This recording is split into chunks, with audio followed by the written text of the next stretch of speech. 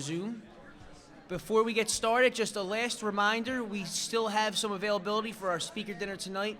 You can get it on our website at thestateofanarchy.com if you're interested in networking and socializing with some of the speakers you've seen today and you will see in this upcoming weekend. It should be a really nice event.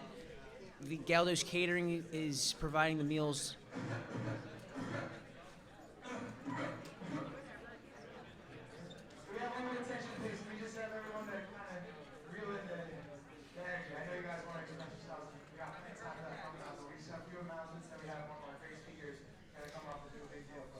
Yep. Just to reiterate, if anybody's interested in the dinner tonight, it is available on the website, thestateofanarchy.com. Our next speaker, you can find his work on YouTube under Benny Wills or Joy Camp. He is a poet and a wordsmith, and it is truly has been a pleasure of mine to have seen him perform several times live. Probably one of the most entertaining people in the anarchist community. Benny Wills.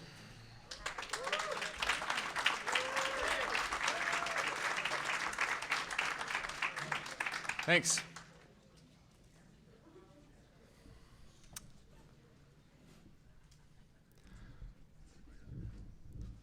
Fuck the government.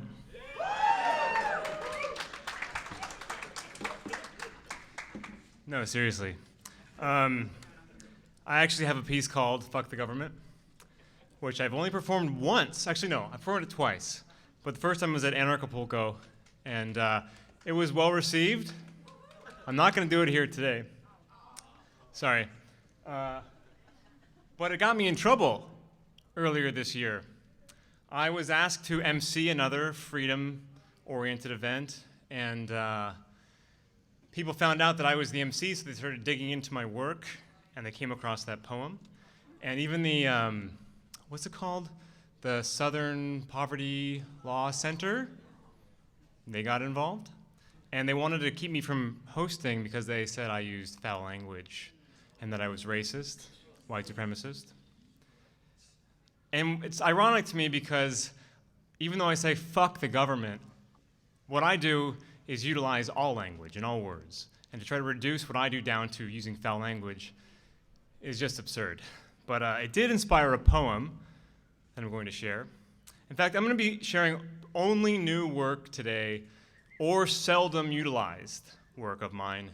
So I'm going to be reading it off the page. I usually do a whole memorized performance, but I thought about doing that, but this stuff's newer, and therefore it's more resonant for me right now.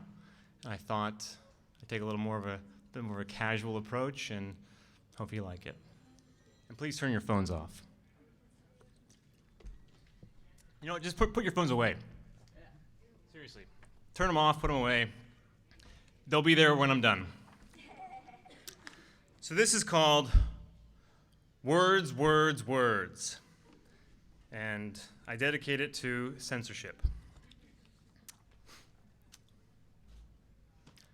I'm at a loss for words. No, you're not. I don't know how to say, yes, you do. I can't explain it, you can explain it. There are no words. Not true. Hence why we have the words. 'Tis the impetus they exist. To enhance, express, expound upon, describe, explain, assist. We need words. All of them. Every single one of them. Naught of which warrants an omission. Omit permission and speak frankly, be it whispered, brisk, or rambly. Thus the privilege of shan't ever be forbidden. Even when one's got you there uncomfortable in your comfy chair. Even when one's got you where you're angry and your nostrils flare. Words themselves are harmless, emotionless, and armless. Words aren't warring, I'm imploring that a censored world is charmless. A word is just a sound. It's not smelly, soft, and brown. Can't punch or kick or drown. It's the energy infused you emotionally imbue it with. A menagerie of words, though, makes a man into a wordsmith. So be limber linguistically, have lexical complexity with spectacular vernacular and fantabular vocabulary. In particular, a word I like is one that rhymes with buck. It's a very special word indeed, and it isn't luck or pluck. It's a good word. It's a bad word. It rhymes as well with suck. It's a naughty word. It's a potty word, more versatile than truck. Consider, however, your usage of it, or someone's panties might get stuck. This controversial word is a noun and a verb, an adjective, a pronoun, and an adverb. It's a preposition, a conjunction, an interjection, and can function as a substitute for words that are determiners. So for illustrative purposes, I present this uckwords lingual services. F with an uck er is a noun. Apostrophe s to an uck with an f is to. Uck with a capital F is a pronoun. Make a verb with an f, uck you. Describing with f adding ucking activates its adjective ability. F plus uck ed is similar, though f ucking adds adverb capability. Add for before f ucking to make something conjuncting. Connect nouns to verbs with f words for prepositive constructing. Interject an f with an uck to your little heart's content. Just be mindful of your audience and your f ucking intent. Now, all of that notwithstanding, and to curtail misunderstanding, a final point freestanding, sometimes it's better to be quiet. Thank you.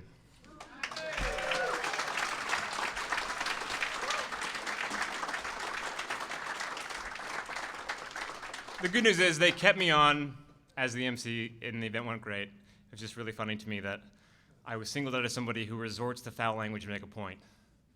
Ridiculous. Anyway, this next piece, I'm getting married in 3 weeks. Thank you. Thank you. Which is a weird thing, not gonna lie. I actually never thought I'd actually be getting married, but I am. And she's amazing, and she's usually with me at events like this, but she's currently having her bachelorette party in Vancouver, Canada, so she couldn't be here. But since we're getting married, we also want to have kids. And we feel like it's almost our obligation to bring new life into this world at this point, because if we decided not to, it'd almost be like throwing up the white flag and saying, this world's too messed up for us to raise children, and I refuse to accept that. So anyway, kids have been on my mind a lot recently, and I wrote this piece. I suppose it's to my future child or children. Perhaps it's to the inner child. I'm not sure, but I wrote it, and it goes like this. It's called Little One.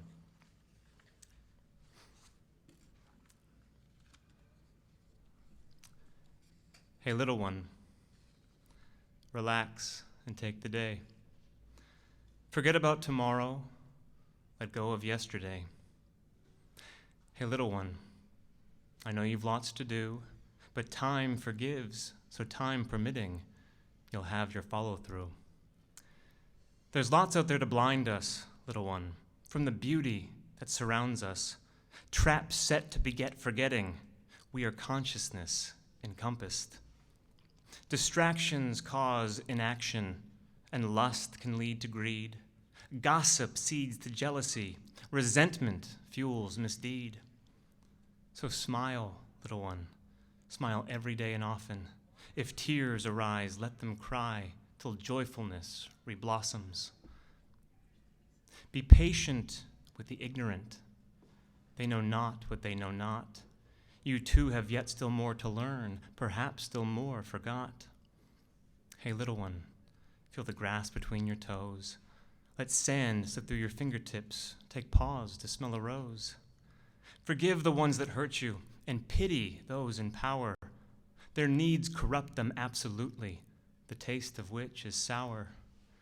But you, lucky little one, you know that life is sweet, that discipline springs to happiness, indulgence ushers grief. Take a load off. Take it easy. Let the world around go by. Let loved ones know you love them with a twinkle in your eye.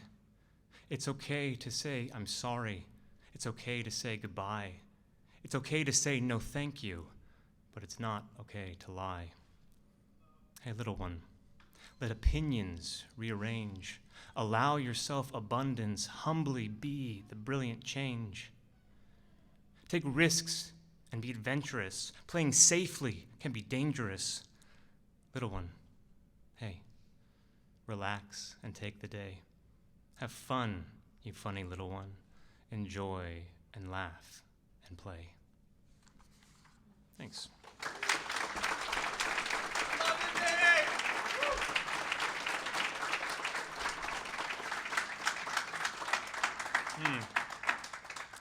Good shit, man. Appreciate that. Okay, so. Just- Okay, we talk about problems a lot, and I talk about problems a lot. I like to talk about solutions as well, but one of the things that people come back with when they don't want to listen to what I'm saying is they're like, who's behind it? Who is it? And I was like, they are. Like, who is they? You guys ever get that? Who is they? Yeah. Prove it. That kind of thing. Right? So I wrote a poem called They to address that question.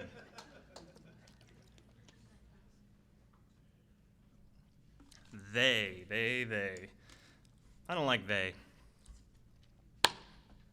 They are ruthless. They are heartless. They don't care about our health. They are greedy. They are seedy. They rob us of our wealth. They deceive us. They mistreat us. They numb us with TV. They mislead us. They disease us. They say obedience is key. They put poison in the water. They put poison in the air. They put poison in the food supply. Then they tell us that they care. They engage in endless war. They send our sons away to die. They send our daughters away as well now under equality's disguise. They peddle pills to millions. They push debts into the trillions. They scare us. They impair us while they carpet bomb civilians. They teach us life is meaningless. They tell us all is random. They say have faith in scientists and authority in tandem. They are ubiquitous. They are omnipresent. They control the past from perches present. They plot and plan and scheme in secret. Exploitation, their great achievement. The puppeteering invisible all-seers, the profiteering racketeers of fear, the cult of death to which mankind adheres, they are behind it. But who is they? Satanists, Zionists, globalists, socialists, people who script the news, Freemasons, Disney, Jesuits, the Vatican, NASA, Netflix, the Jews, bankers, aliens, the Clintons, the Queen, the Rothschilds, Henry Kissinger, Crown Council of 13. It doesn't really matter, because the solution to they is we, us and you and me. They are pathological. They are pitiful. They are diabolical. They are miserable. They are wicked beings living wickedly, and their punishment is their wickedness. That's it.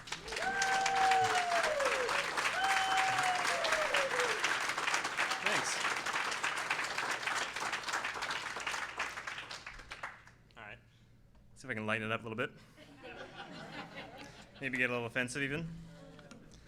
Okay, so something that's happened too often in the last couple of years is I've been told that my opinion doesn't mean anything because of the color of my skin. True. And also my gender and my sexual preference. So I thought about it long and hard. And I realized they were right.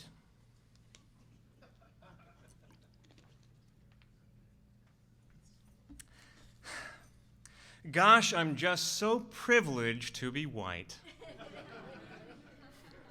Gee, I'm so darn lucky that I'm white. I get all the gifts and all the glory. I'm the king or prince in all the stories. Golly, I'm ecstatic. It's fantastic being white. Because I'm white, I get everything for free. Every bagel, bowl of soup, or cup of tea. I get kisses on my hand from the people on my land. I get dibs on every dollar because I'm white. I never have to work because I'm white. I never have to wish because I'm white. I never have to try because I'll probably never die. I never have to worry because I'm white. Being white means I'm above the law. Being white means I'm without a tragic flaw. Being white means I am loved above the rest from up above. Being white means I'm the best because I'm white. I don't pay for car insurance because I'm white. I'm immune to AIDS and cancer because I'm white. I don't wait in line, pay taxes, fees, or fines. I don't have to care or raise concern because I'm white. Suffering, I hear, can really be quite awful. So certainly I'm glad that I don't do it. Pain appears to be rather uncomfortable. Then it's good I'm not subjected to go through it. Loneliness evades me simply because I'm white. Hopelessness eludes me solely because I'm white. Depression steers clear because I'm impervious to fear. Sadness isn't welcome because I'm white. I don't understand you because I'm white. I can't relate to what you're going through because I'm white. I lack compassion for your struggle because I live inside a bubble and I've never been a victim because I'm white. Life is easy breezy because I'm white. Life is super simple because I'm white. I never have to hope because my life is friggin' dope.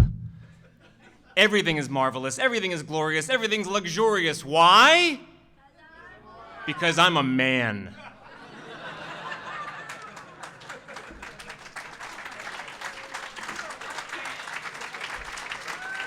We are individuals. We are individuals. We have empathy. Anyway, okay. Oh, okay, I'll read this. If anybody follows me on YouTube or social media, they probably notice I use a lot of peacock imagery and peacock symbolism. I even have a necklace with a peacock feather on it. And it's because the peacock is my totem animal. And I did not choose this animal necessarily. It came into my life in a way that I couldn't ignore. It started popping up everywhere. The symbolism was just overwhelming, so I started seeing it as a sign. I started paying attention, and I asked, okay, what does it mean to have peacock symbolism in your life? And I looked it up, and there's 3 aspects of a peacock symbolically. One is presentation. Peacocks are performers. 2 is humor. Peacocks remind you to laugh. Their squawk sounds like a laugh. And 3 is alchemy. Peacocks will kill cobra snakes, drink their venom, and turn it into energy. So presentation, humor, and alchemy. I was like, that's me. Perfect. So I wrote this piece that I've never spoken out loud before in my first audience.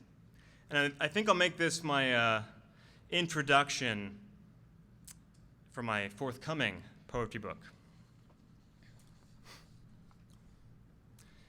Behold the magnificent peacock, for whom the world's a stage. Excellence regales his feathered tail as he peacocks through the age. He's the embodiment of wonderment, a reminder to be wonderful. His eloquent self-confidence dances darkness back to colorful. Behold the playful peacock, whose squawking echoes laughter, a recipe for levity to help you laugh hereafter. He's a consummate professional, professing not to be so serious. He lets you know that letting go restores for more hilarious. Behold the mighty peacock, radiant and flourishing. Behold him as he takes a snake and makes its poison nourishing. The alchemy of malintent made good to make him strong, emboldened by the venomous to sing his squawky song. I am the peacock. Goo goo gajoob. This is great. You guys are a really good audience. This is fun. Thank you. This is also proving something to myself, because I usually do a very rehearsed performance, and I'm just, like I said, I'm toning it down and daring to just read off the page to prove to myself that the words are strong enough and that doesn't need to be the performance that sells it. So, thank you. You don't have to clap for that. I wasn't trying to incite clapper. Okay. And this is my most recent piece, and this is an idea I've been batting around in my head for months now, because I feel like this is the crux of why I do what I do, and why I think, well, maybe not why we all do what we do, but one of the things we need to keep in mind, because we're living in very chaotic times, and the polarization is just out of control, and I'm so sick of arrogance. I'm so sick of hubris and arrogance and people being so sure they're right about everything. And everyone's being quarantined in their own little groups, away from each other, and no one's listening. So I'm really always focusing on how do I reach people? Even if they're driving me crazy, how do I reach them? So I wrote this piece. It's called Build Bridges. I just wrote this last week.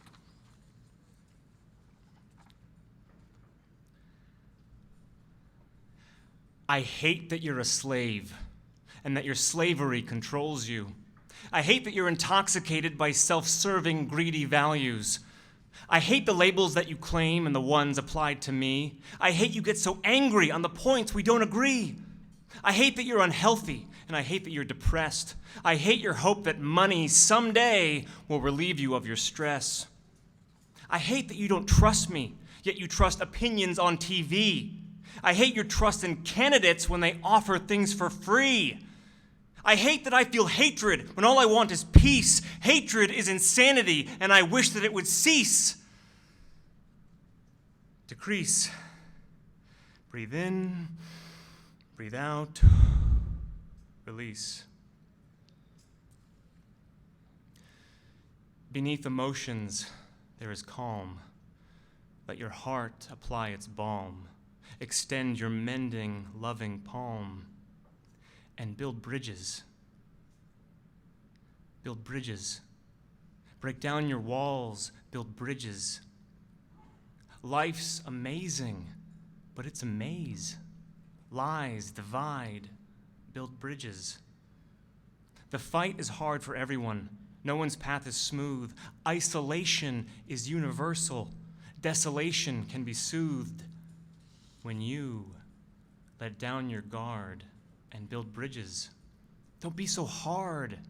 Build bridges. Focus less on differences. Be patient with resistances. Shorten up the distances with bridges. Destroy disinformation. Implode indoctrination. Pulverize polarization and build bridges. I don't have the keys for you. I don't have the tools. I didn't write the manual. I didn't make the rules. For me, my bridge is poetry. But sometimes it's a smile. Sometimes my bridge is silence while I listen for a while. Build a bridge to someone, to many or a few. Build bridges for the people, and they'll build bridges back to you.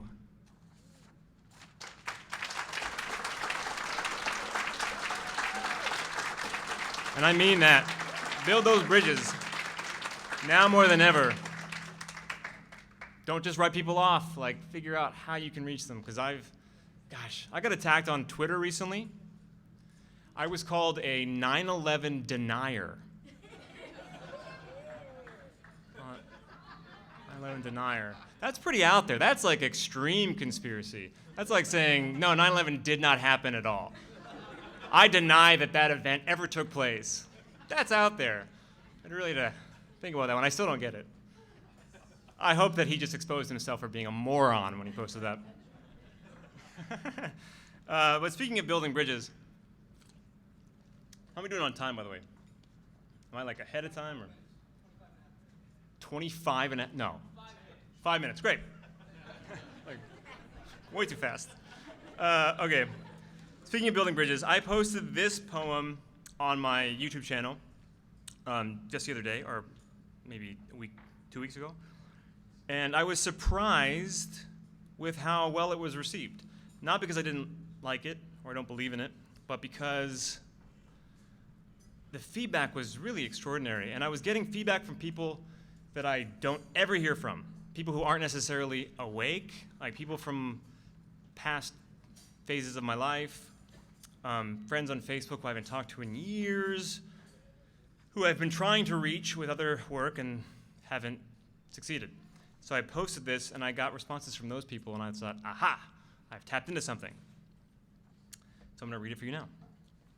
It's called Not Alone.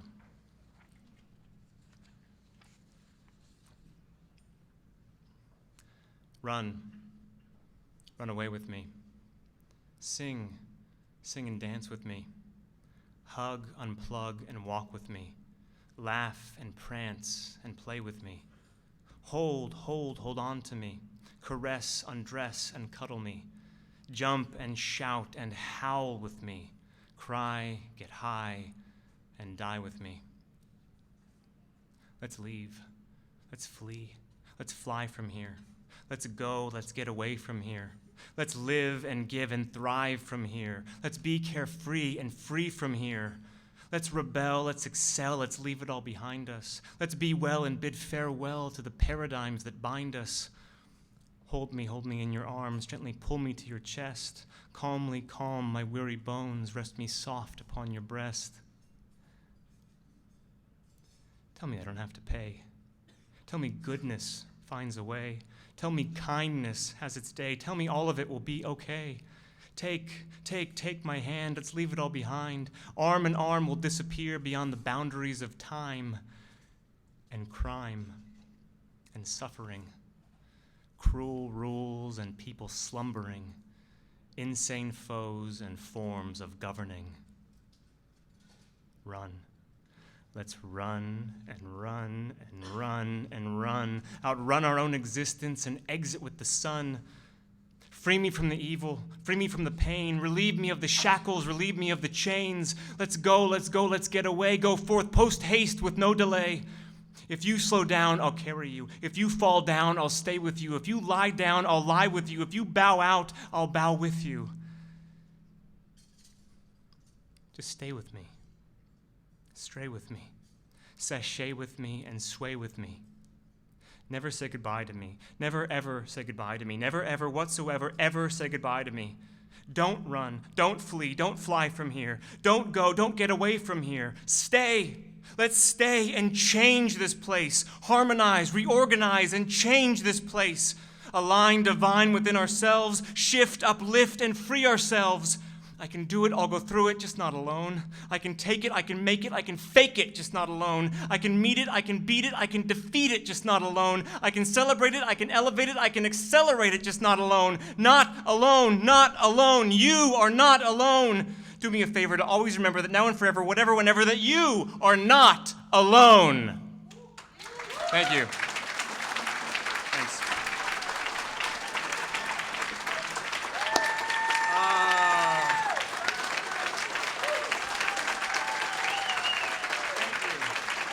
Wow.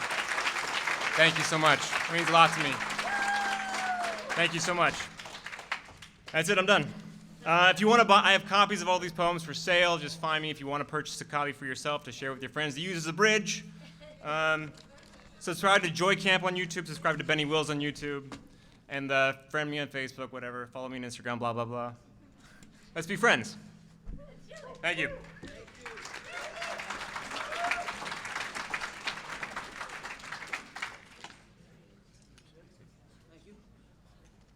Let's hear it one more time for Benny, please.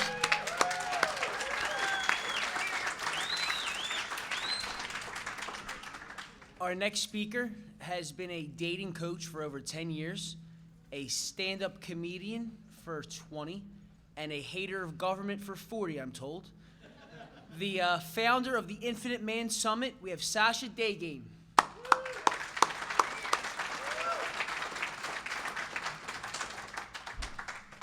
I was gonna hug him. I was gonna hug the guy.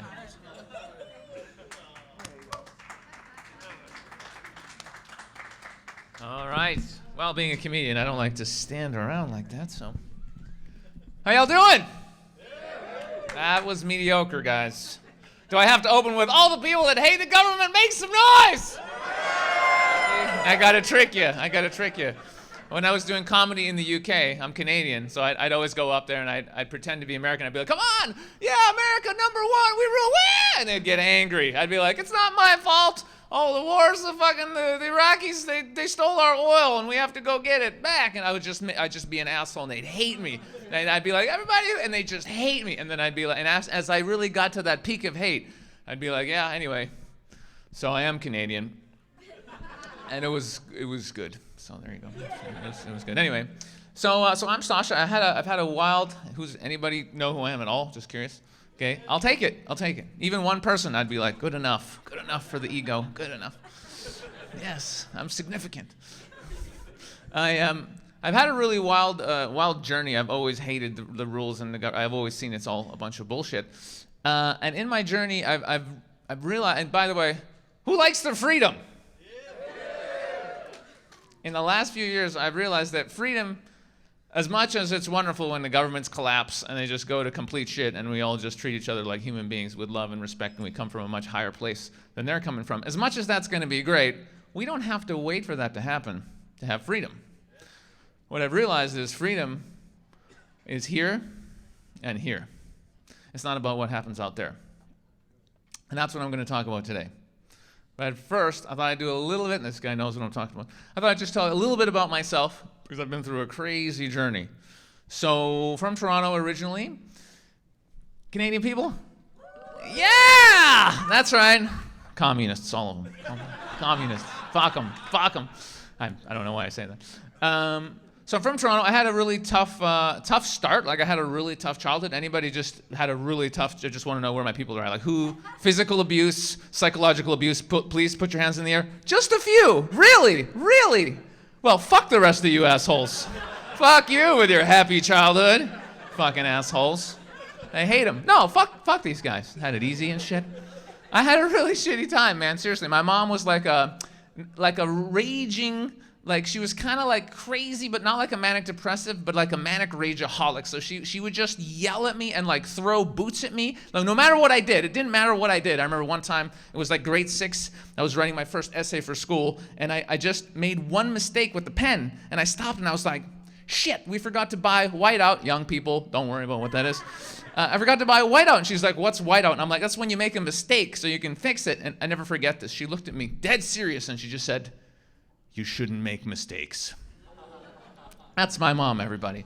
That's my mom. So it was crappy. So she'd always just get angry. She'd throw boots at me. I got really good at dodging boots. I was dodgeball champion at school for 4 years. That was a positive. She didn't tell me anything. She didn't say like brush your teeth regularly or like have a shower once in a while. I didn't get any basic information. She bought me like the worst clothes like ever. Like there was a shop called Byway in Toronto. I don't know if anybody remembers it. It's bad. I had like $5 shoes. Kids would be like, yo, I got Nikes. What do you got? And I'd be like, I got made in China, bro. That's my brand, made in China.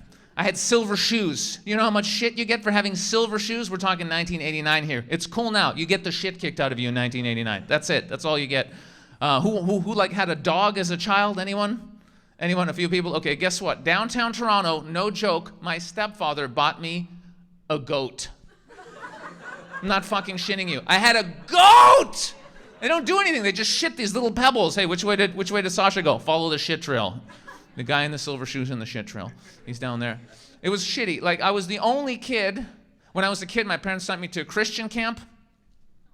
Yeah, I'm Jewish. Thank you. Yeah, they wanted to crucify me. Surprise, surprise. I remember the day the priest found out I was Jewish. I looked up at him and I said, hey, what's the skin on the end of your knob? Too far? Too far. I shouldn't have done that one. That was too far. All right. I got you. I'm just testing. I just wanted to test where you guys were at. That's all. I had to try.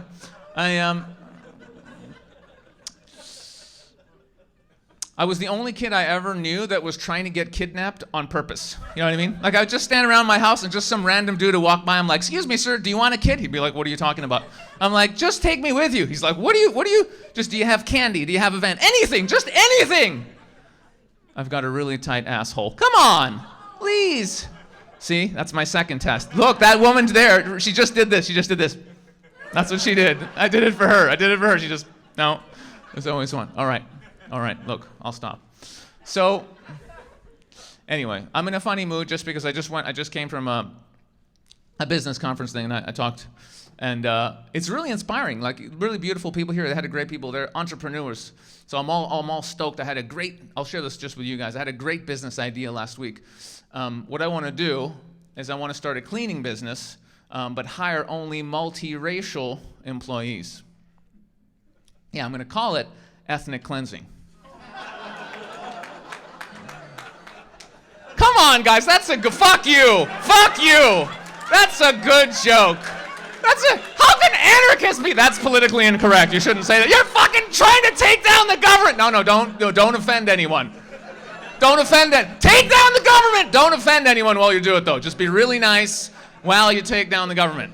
All right? Yeah, that's great, guys. That's real good. Yeah, good luck. Good luck on your movement there without offending anyone. All the governments with all their money and all the army, we're just going to remove all that, but don't swear while you do it. Don't swear. All right. Good. Anyway, so I just feel the vibe from you guys. It's just like a freedom, like people that are just, they think for themselves and they're starting to wake up. They just have that. You can just be more honest with them. They got more love. They're more present. They're not indoctrinated. It's fucking beautiful. I had a great conversation just with a guy outside here before I came in, and we were talking about sex and stuff. Anybody like sex? Just me. Oh, some of you guys. Good. And so I was a dating coach for a long time, helping guys who didn't know how to, go and talk to girls. Some of us need help. Okay, ladies, please. So the girls know. They're like, most of you need help, motherfucker. Not some of you. Most of you guys need help. That's what they're thinking. And we were talking about, like as a man, like it's one of those fantasies we all have. We all want to have a threesome at some point, right? All men at some point they fantasize, it'd be nice to have two chicks. And I finally, even though I wasn't really into it, I like exploring with one woman. But recently I finally had a threesome. Thank you. Thanks, guys. It wasn't the super cool one everybody always wants, because all men fantasize about you and two beautiful women. That's not the one I had. It was me. It was a guy, and it was some other guy too. I didn't really like it. It's kind of shitty. It was shitty.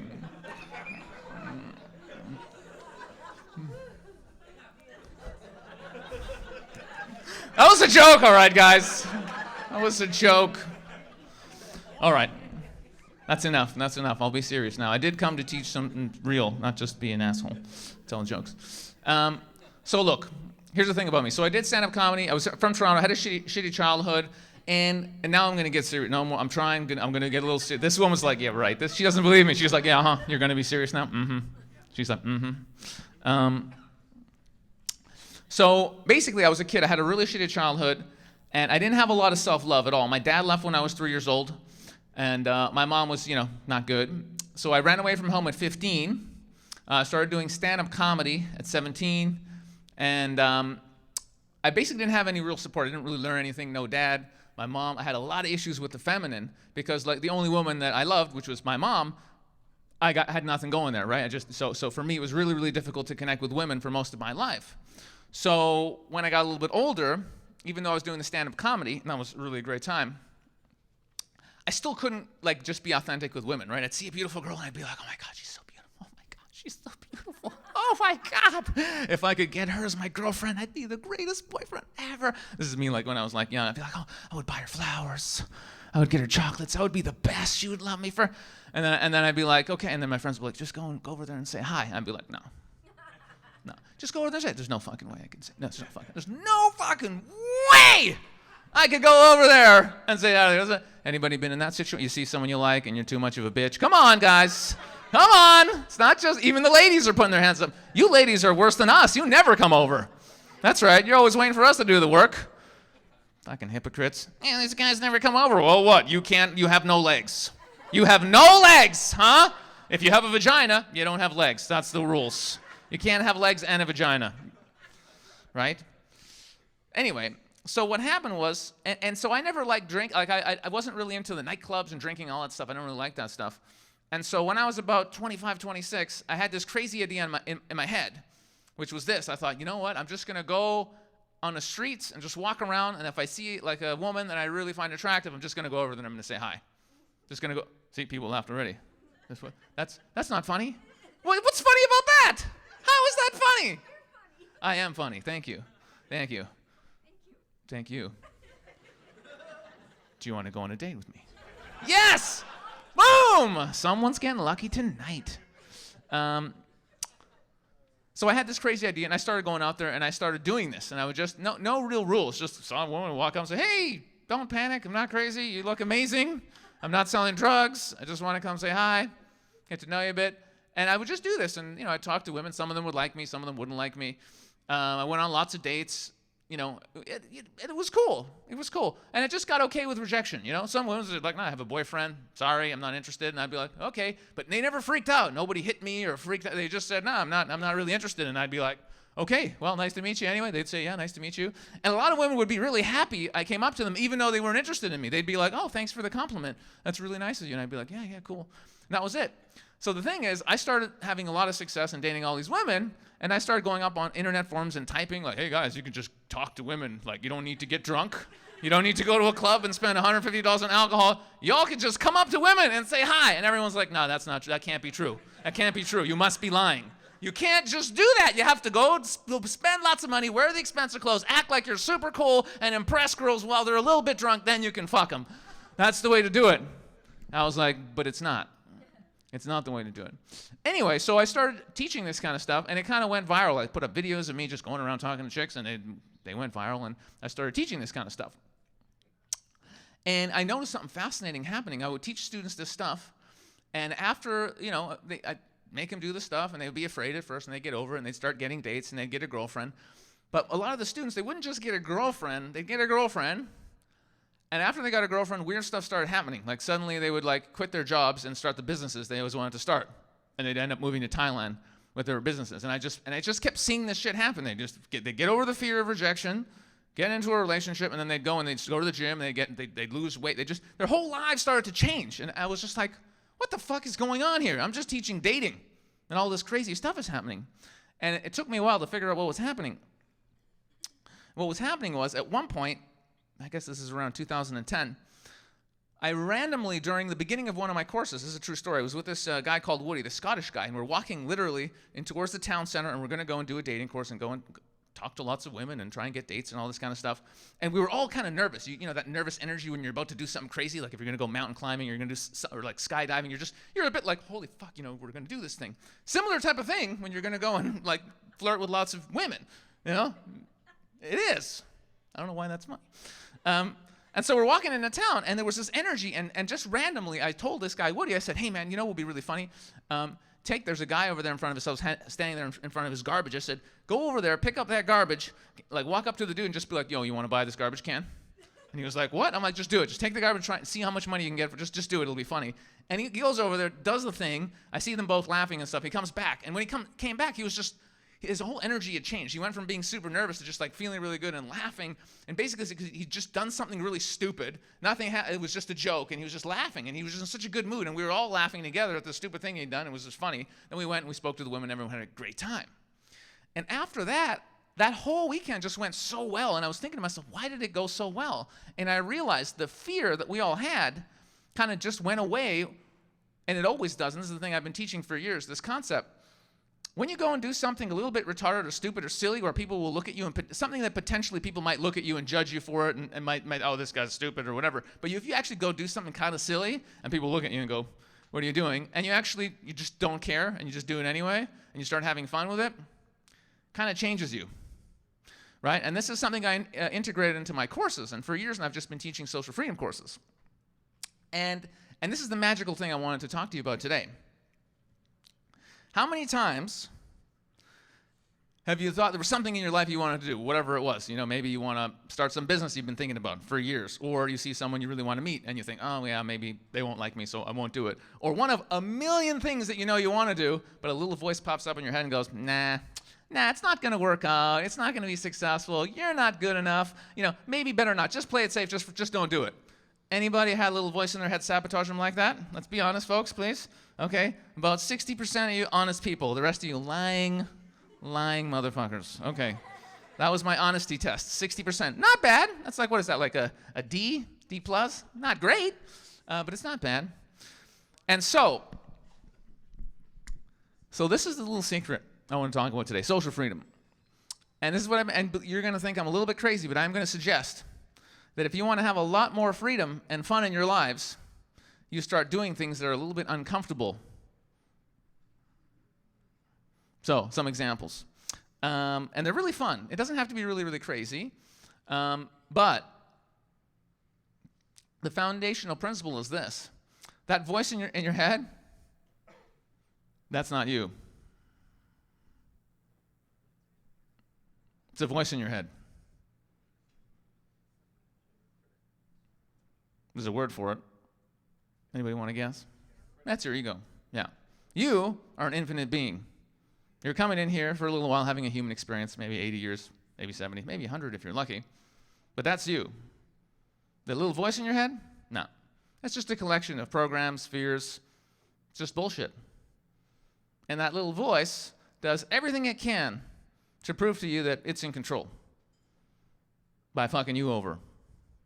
It's not really fun. And by doing these things I'm going to tell you about right now, you actually kick the shit out of the ego and realize that it's not real. When you put yourself in situations on purpose that are a little bit uncomfortable, you think you're going to die. Like literally, it's like that feeling of like, if I say to you right now, okay, we're going to go on the street, you're going to get into your underwear, maybe a bra if you're a lady, you're going to sit in the busiest street here, you're going to lay down, and you're going to high five everybody as they walk by, and you're going to be like, come on, and you're going to need 55 high fives just to get up. Who would be a little bit nervous about that? Okay, who would be freaking out? And guess what? That's not you freaking out, that's your ego. Because you're an infinite being. Nothing happens to you at all, just if people judge you or think you're weird or think you're an asshole. But your ego, on the other hand, ooh, it freaks out. It doesn't like that at all. Okay? And so what happens is when you go do the funny stuff, you think you're going to die. Literally, you think, oh my God, I'm going to die. But just like a dude walking up to a pretty girl and being like, hey, you're cute, can I have your number? He thinks he's going to die if she says no. Literally, I've seen the guys, I'm going to fucking die. You're not going to die. Ah! Like, that's what's going on in his mind. He's freaking the fuck out. And he's like, yo, can I have your number? She's like, nope. Okay. So I guess we'll see her. Yeah, thanks for asking. All right, good. And he comes back. How you feeling? Pretty good. I'm okay. Yeah, you're okay. I'm good. Yeah, you're fine. What'd you think was going to happen? I don't know. Thought you were going to die, didn't you? Kind of, yeah. No, it's fine. So if you want to feel a little bit better and just do whatever the fuck you want with your life, here's what you're going to do. Next time you're on an elevator, right? And, you know, elevators are awkward because everybody just stands there and they're all facing the same way and they're just there. So here's what you can do. Just face, so if they're facing that way, you just face everybody. You face them. You look them right in the eyes. Look them right in the eyes like you care. Don't look away.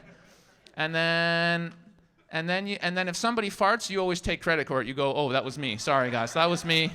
Even if no one farted, make a fart sound and go, I'm really sorry. I had Mexican last night. Guys, that's going to be, you should all get off right now because that's going to be bad. That's going to be bad. Just do things that are a little bit uncomfortable, you know. Here's a fun one. When there's like a Starbucks or like anywhere and there's people on the other side of the glass and you're outside, you just want to just walk up and there's people on dates and you just put your head up against the glass and you just do this for 5 minutes.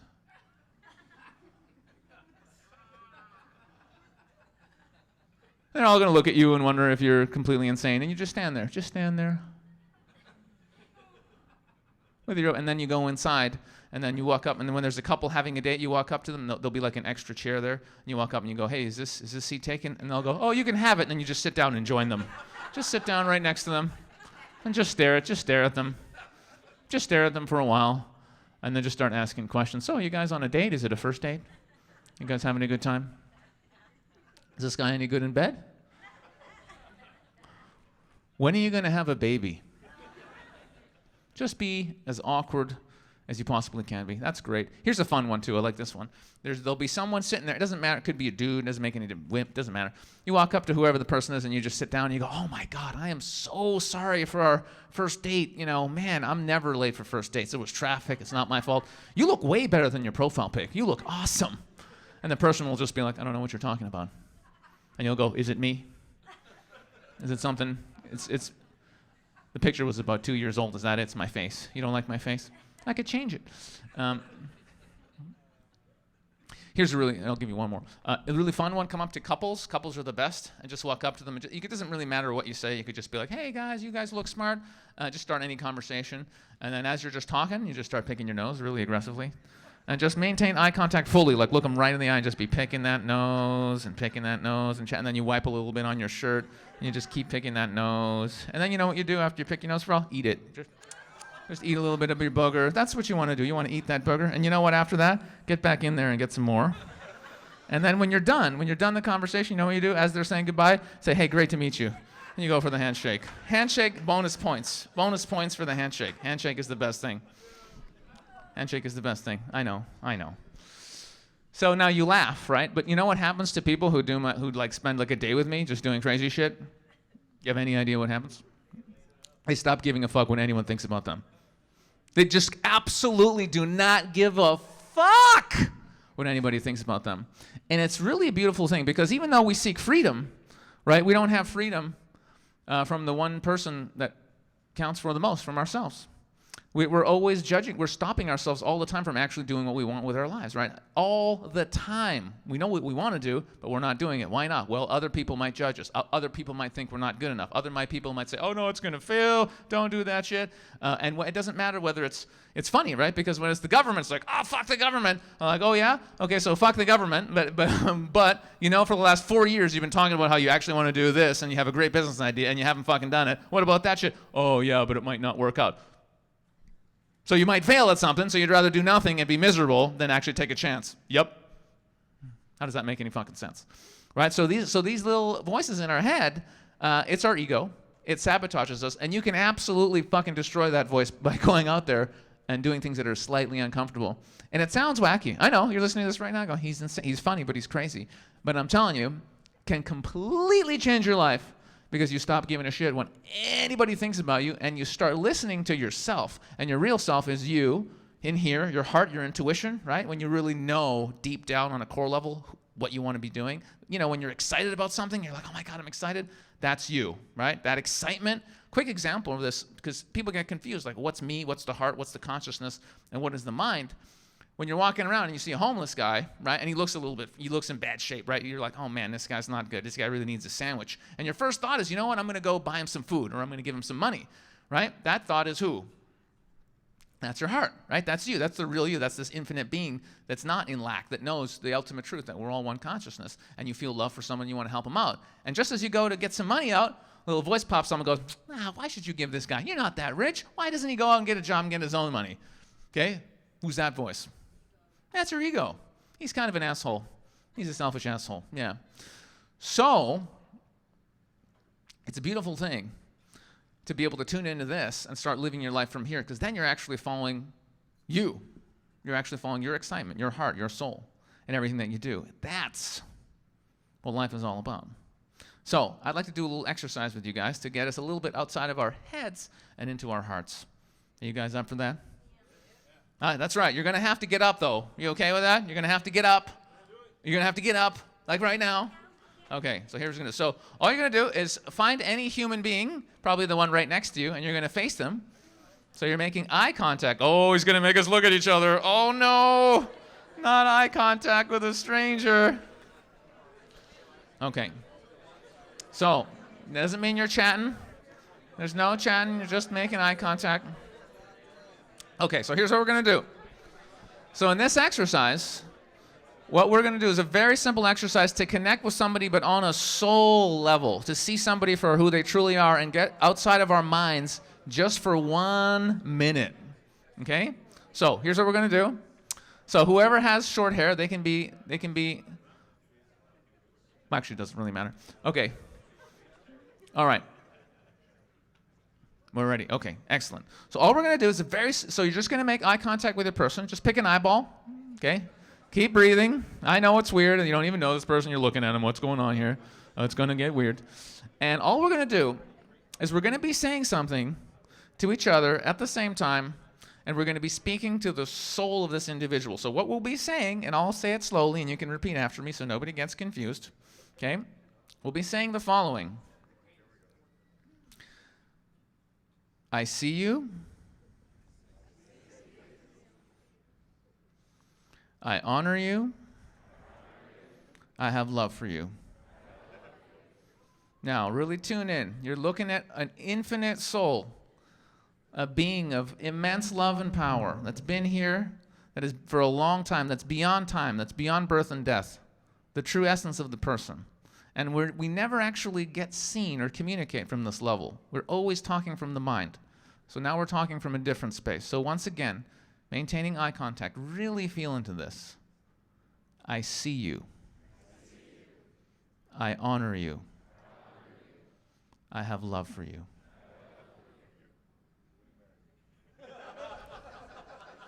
I don't know what the joke was, but it was good.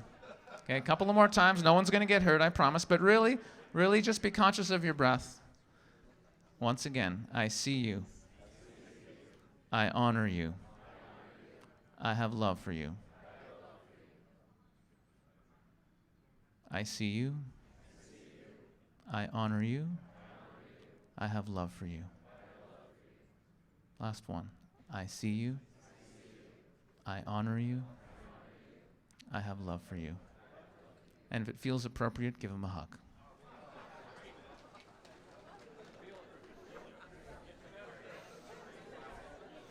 Okay, feel that love?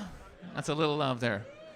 Okay, you guys want to do one more? We're going to do one more. No one's going to get hurt, I promise. You just might feel something in your heart. It's called love. It's okay. All right, we're going to play a little game. So you can sit down for this one, and again, you'll need a partner. It can be the same person, doesn't matter. Okay? Now, this is a really powerful one that I came up with, and and I think I normally wouldn't do this, but I just feel like you guys can handle it, and I feel like you guys are in a place, and I feel a lot of love in the room, and I just think you guys can handle this. But normally, I would not do this unless I was actually teaching a workshop, but fuck it. I think you guys can handle it. So one of the things that really holds us back in life is almost like this idea that we're supposed to be perfect, right? Like people are very, very, very reticent. They hesitate a lot to admit that we're imperfect beings. And the truth is we're all the perfect people in the room put up their hands. Hey, what do you mean? No, listen, we've all fucked up. That's one of the things about life, right? That's the exciting thing about life. We come in as babies, and we come in as pure love, and the system comes in and it crushes the shit out of us, right? And then we have to recover from that. But we're all not perfect. We're all human beings, and as long as we're human beings, we've all got stuff. And the power of it, and the power of really getting honest with the fact that we're fucked up and we're all on our own journey of growth, right? Whether you want to call it spiritual journey, evolution, whatever you want to call it, we're all growing and evolving, right? And so one of the most powerful things we can do is actually admit, hey, I'm fucked up, and it's okay. Because we're all fucked up in our own way, right? Right. It's really powerful. So I want you to feel the power of this honesty, just for a couple of minutes. So, you trust me, right? You trust me? I wouldn't make you do anything that was going to hurt you, right? Because I love you guys. All right. So we're going to play a little game. So turn to the person next to you or whoever your partner is. Okay, and with this one, let's say whoever's got the short hair can go first, okay? And it's very, very simple. It's not complicated, but when I tell you the instructions, don't think about it too much. Just do it, okay? And remember, we're coming from a space of love. There's no judgment here. We're just doing a little exercise to open up our hearts and connect authentically with each other. So don't flip. So this game is called I'm Fucked Up Because. And for 90 seconds, person with the short hair is going to start talking from that space. Be absolutely honest. We're all fucked up. So guess what? I'm fucked up because start talking. Go. I'm fucked up because my mom kicked the shit out of me. I'm fucked up because my dad left me when I was 2 years old. Whatever it is, share. This is your chance to moan about how you're fucked up.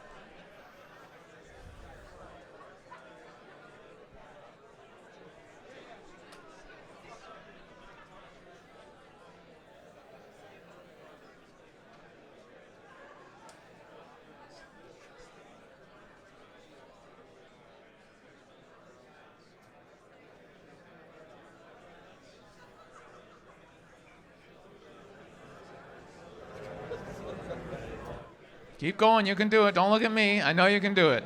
This is all the stuff you've been hiding your whole life. This is a chance to get it off your chest. Why are you fucked up? It only means you're human.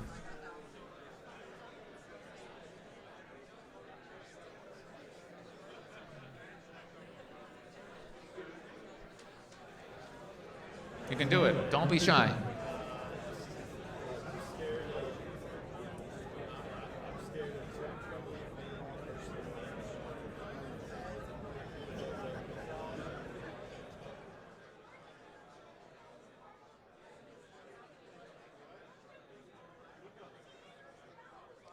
Okay, good enough? Other person. You made it. You survived. Other person. Here we go. I'm fucked up because. Go. Keep talking. Let's go.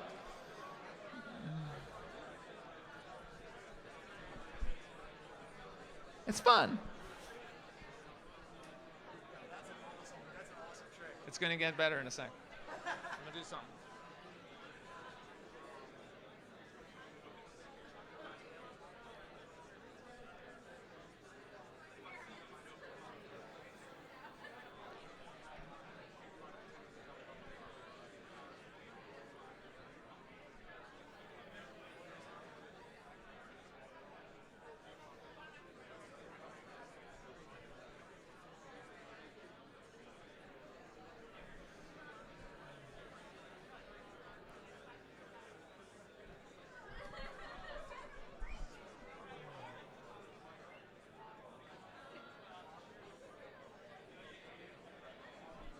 Maintain that eye contact.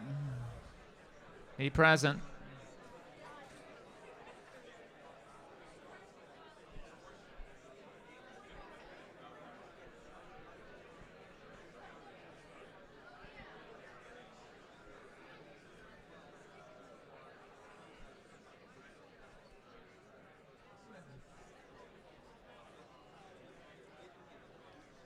Three, two, okay, you survived. Now guess what? Last part. Get up. Everybody stand up. You're going to look at your partner in the eye, and you're both going to say at the same time, even though you're fucked up, I still love you, and you're going to hug. Go.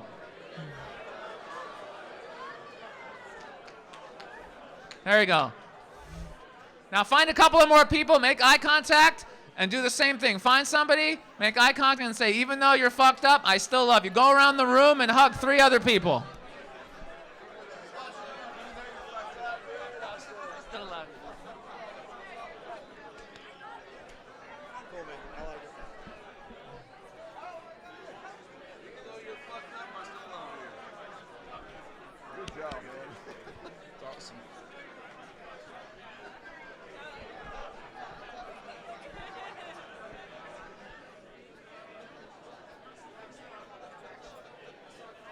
How'd you get an entire room to hug each other? Fuck it, because I'm Sasha Daygame, bro. That's why.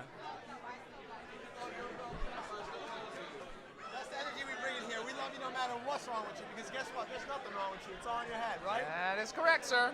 That is correct.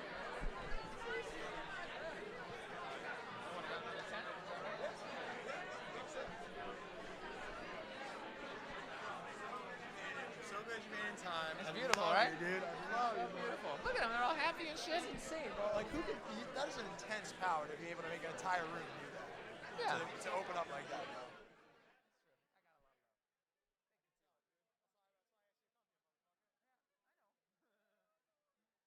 All right, guys, beautiful.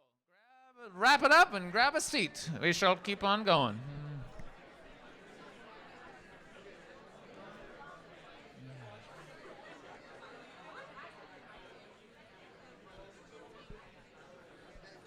All right, beautiful. So, how was that, guys?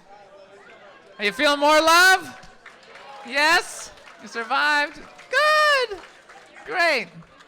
Yeah, I came up with that exercise just recently. I teach something called comedy therapy. It's just a thing I started doing where I basically I have people look at their traumatic childhoods and just things that happen to them in life, and I teach them to write jokes and see how it's funny, to see it from the funny side, and then everybody ends up writing their own stories, and then we all go around sharing them, and everybody ends up like laughing their asses off at their own fucked up shit, and it's really, really empowering, and you literally laugh the trauma that you've been holding on to out. So this is one of the exercises I do, and I just thought it would be crazy to just, bring a little bit of that in here, because why not? Why not? I'm glad you liked it. And it's okay, it feels good, right? We're all fucked up. We're all fucked up, but I love all you guys anyway. It's good. It's good. Yeah, that's right. It's called self-development, self-love. It's beautiful. That's what I've been on for about 4 years now. It feels good. That's right. Yeah, it's good. It's good. I used to be an asshole, actually. No, really. 10 years ago, you'd be like, this guy's a prick. You don't want to talk to him. You would have been right. You would have been right. But I've changed. Well, anyway, so I basically my crazy story. So I'll just do one little plug, and then I just was going to do a Q&A with you guys and just hang out a bit until they kick me off. So now, after doing all the dating stuff, and I'm getting back into comedy now, which is really exciting. And the one thing I'm doing kind of as my main thing is I do something called the Infinite Man Summit. That's this, and it's basically I get speakers from all around the world to come, and it's all about helping guys get into alignment with everything that you could want in your life to be happy and healthy. So health, wealth, relationships, purpose. Coming from that place that we all, if we put our minds to it, we can actually do the healing work, love and accept ourselves, and build the life that we want to authentically. So it's a really cool event. It's happening in California, October 25th to 27th. And people always go, can women come? Women can come. It's a men's event, so we focus on that. But 90% of the content is just about personal development. But I just happen to coach men, so it's the Infinite Man Summit. So that's really cool. And then I also have a spiritual podcast where I just interview people who are into awakening and self-love and self-realization. And that's called the Woke as Fuck podcast. And it's easy to find. So if anybody wants to see me interviewing people about loving and healing and waking up out of the matrix, that's pretty fun. So that's all my whoring myself out stuff. Oh yeah, and if anybody wants, I do have a free book on the Infinite Man website, and it's all about some exercises you can do and some mindsets where you can get out of this habit of like living your life by other people, what other people think. So that's free. You can get that, and I'm writing a book about that soon. That'll be coming out. But other than that, yeah, I shared a little bit about me, and I just want to hang out with you guys. And if anybody had a question or whatever, I'm just happy to have a little bit of time for that and hang out a bit, and then that'll be it from this big guy over here. Yeah, what is it? I watched a lot of your videos, and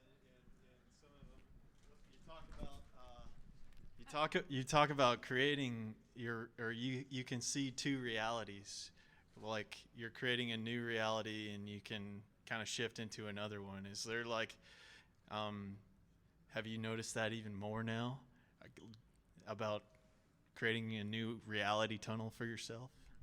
Yeah, I've had some pretty wild stuff happen over the few years I've been into this. How do you even cover this? Have you noticed how like we're all on the same planet, kind of, sort of, but some people are really, really happy and having a great time, and other people are really miserable and not having a good time? Have you noticed this? Yeah. So what's the difference between the happy people and the not happy people? A lot of different things. Yeah, gratitude is a good one. So what I've been figuring out is we're all actually creating our own reality completely. Completely. Like you think there's just one planet Earth? There's not one planet Earth. There's 7.5 billion planet Earths. And whatever's going on in your head, whatever beliefs, whatever traumas, whatever you're holding on to, that is creating your reality. And, when you go out there into the world, one of the things, the rules that I've realized is whatever you put out into the world is exactly what comes back. Literally. It's like you're literally creating your reality. So if you go out there, whatever you focus on will become what comes into your reality. And I've done this as an experiment. Like if you go out there and you really focus on one thing, if you go out there and you focus on the color red, you'll see it. But I've done things like focused on, okay, I need to make X amount of money, and suddenly the money just shows up randomly because I just put the intention out that that's it. Just so many crazy things have happened. So the world is literally a reflection of your level of consciousness. That's all it is. If you go out there and you raise your vibration, I highly recommend everyone read Power versus Force. It's a book that talks about how you can raise your consciousness and your vibration, and you'll just be so much more happy and loving. And so when you're a higher state of vibration, the ultimate truth of realization is that we're actually all one being, that there's only one being, consciousness or God or life or existence, whatever you call it, and we're all just that experiencing itself. And that's actually the truth. And you ask anyone who's taken an epic dose of DMT or mushrooms or any monk or anybody, I've been there. We're actually just one. That's the truth. This is just completely a temporary experience. So when you actually go out there and act from that place and you just go in loving everyone like they're just another version of yourself, and you treat everybody with that love and respect, you enter a completely different universe. Like, it's unbelievable. Miracles happen. And this is why I talk a lot about the ego. When you realize that you're not the ego mind, you're not these thoughts in your head, you're an infinite being. That's the presence and a consciousness, and you're the love that resides in here, this infinite love. When you actually tap into that, and then you want things from that space, those things tend to manifest. Because when you're manifesting from the heart, you're in alignment with consciousness itself, with life itself, and things just kind of happen for you because you're in alignment with what is. When somebody goes, I want a Ferrari, because then people will think I'm cool, and then I'm getting lots of chicks, and I just want to get a Ferrari. And then they're surprised they don't get the Ferrari. Well, why is that? Because the ego wants a Ferrari. The ego wants a Ferrari. The universe isn't there trying to support your ego that's not even real and out of control in getting a Ferrari. But when you really wake up to who you are and you're at peace with yourself and you go, you know what, actually, I'm good. I have everything I want. And you realize you're so blessed. And you go, you know, I just want to help other people. I want to help other people love themselves. Or I want to help feed people. Or I want to help whatever. And I want to make the world a better place. And you become at service to others rather than service to yourself. The universe goes, oh, you are realizing that actually we're all one and you're working with evolution, with consciousness. Then miracles start to happen when you're coming from that place. So you're literally creating your reality. And people with low consciousness below 200, they're just, it's all about themselves. More money, more sex, more whatever. And they're in a place of fear. And it's like they're alone out there you can't really do anything from that place. When you raise yourself up, you are literally creating new timelines. And I've had timeline shifts, like with friends, when literally, like crazy shit that is just completely insane. And you can literally go into whatever reality you want to. You all incarnate into this life to experience whatever you need to experience for your evolution as a human being. That's actually what this game is. It's a hologram, and if you actually look at the science, they've already shown this is a hologram. This is not base reality. This is not base. If you think this is you, no, it's a part of you, but it's not you. And so we are all here experiencing exactly what you need to be experiencing for your personal evolution. And so when shitty things happen, rather than getting angry, go, why is this happening? Like if you assume, try this for like 2 weeks. Just try this for 2 weeks. Whenever anything happens or any life situation that's difficult, just stop and go, okay, let's pretend I created this entire life for myself, including this experience. What am I supposed to learn from this? How could this possibly make me a better human being? How could this lead to my personal evolution? And if you actually stop and go, there's the lesson. What's the lesson? You won't be angry. You'll just get what the lesson is. You'll learn it, and immediately the lesson will go away. And you'll go, oh, that was easy. And then your whole life, you can literally start creating the life that you want because there's nothing bad ever happening. You're the one creating this whole experience for yourself. It's actually all just you. Am I getting a little bit too woo-woo? A little bit too crazy? Okay. Yeah, I've had some big ones, guys. I've had some big pops. So there's no one out there to blame. So that's the crazy thing. You know, you don't have to ever be in fear because you're only going to experience the things that you need to be experiencing for your personal evolution. If you don't need to experience some horrific, and that's why like shitty things happen to people who are really, really asleep and stubborn. I got one friend who, you all know people like this. They're super stuck on some idea. Oh, I'm going to do this business and I'm going to make millions of blah, blah, blah. And they're totally unhappy and it's not working at all. And they're so closed off from source, from the love. What happens to them? They get into a car accident or they get or some really fucked up shit happens to wake them up. And I've seen people and they still don't wake up. And guess what? They get into another car accident. And I've seen this happen to people. So and everyone's on their own unique journey, and you know everybody will get there when they're ready to get there. But when you really start looking at life that way, that everything's happening perfectly for you, always, even the shitty stuff, you become the absolute creator of your reality, and that's beyond words. And actually, my favorite books, I put them up on the Infinite Man blog. There's a post there. So if you start reading, there's some high-level beings out there talking about this stuff. So, you know, if you haven't read like Autobiography of a Yogi or Conversations with God or Power versus Force, it will change your life. You can literally, you are the creators of all of this, all of us together. We're making all this right now. We can be anything we want it to be. Absolutely anything. Good question. I wish I could do a short answer on that. Anything else? Before they come take me away in a straitjacket? The spiritual straitjacket? Has your advice changed over the years with the rise of the fourth wave feminists and intersectional feminists? That's my... I say that as I have a 23-year-old daughter Yep. who says it's socially inappropriate now for a guy to go up and talk to a woman or for anyone to go up and talk to a woman. You have to actually somehow meet on the cyber reality first. Have you had to adapt to this insanity? No, I refuse to adapt to insanity. I refuse to adapt to insanity. I'm not going to do it.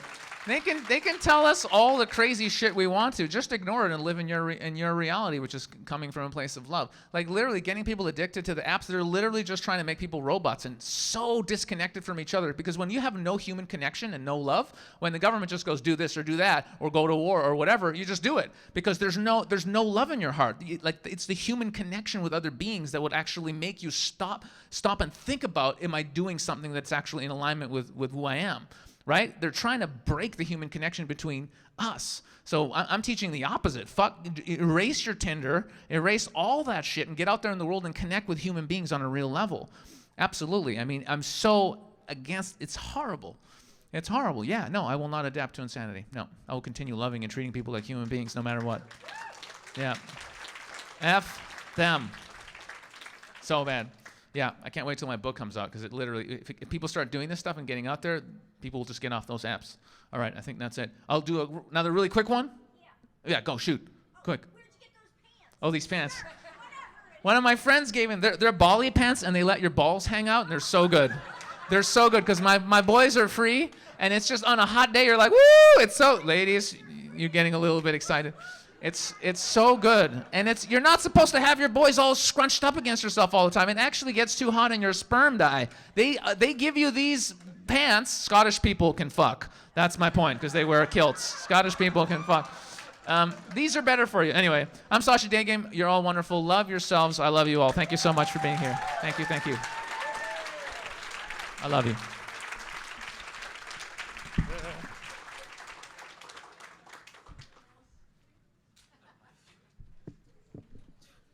My pants look tight to you, or? All right, well.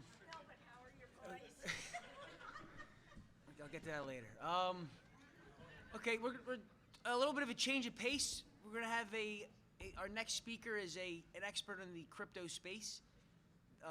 He's been around the crypto space for over a decade now. He used to work for Bitcoin.com. Now works for Equistart. He is a futurist and a freedom activist and a good friend of ours, Sterlin Lujan.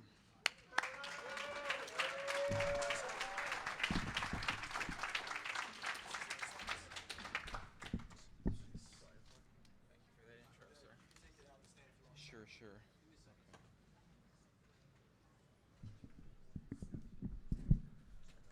How the fuck are you guys doing today? Hell yeah. So, following up Sasha, do you guys want to know what fucked me up in childhood? Are you curious in the slightest? So my biological father, my sperm donor, was a cop. Actually, as far as I'm concerned, he still is a cop. I'm not sure. I haven't spoke with him in 15 some odd years.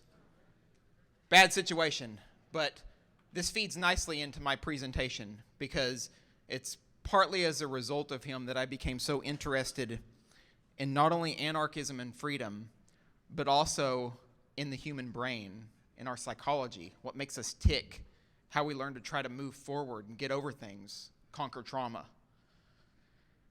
And I became interested in the concept of money and how money affects us psychologically. So I'm going to start here with a question, and then I'm going to share an anecdote or a story.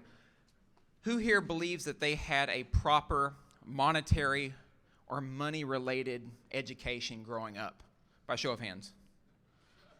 Like no one. And you know what's weird about this? I was doing the same speech, a similar one in Bulgaria, and everybody raised their hand.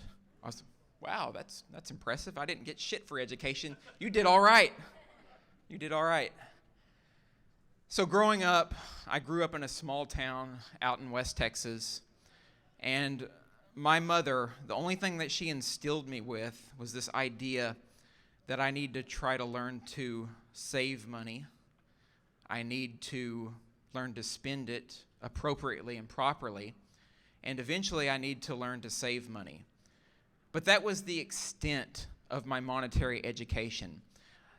I wasn't provided with any idea as to what money actually is, where it comes from, how it's printed, or giving any of the details about what's going on in our monetary world, especially in the fascist United States. None whatsoever. So my goal here today is to try to demonstrate that the psychology of human beings in terms of how we deal with money is on the precipice or the cusp of a major, beautiful, and brilliant transformation. We're right at it. And it really took me an exploration of cryptocurrency and psychology to start trying to get my head around what money is all about. And I think that you guys will be able to jibe with where we're moving in terms of this monetary revolution.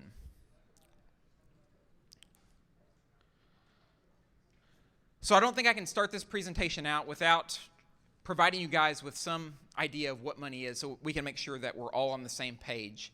Who in their mind has a clear definition or understanding of the nature of money? By show of hands. Couple of people. Okay, that's good. We have a few people who have that. At least they educated themselves to such an extent that you have an understanding of money. So what is it?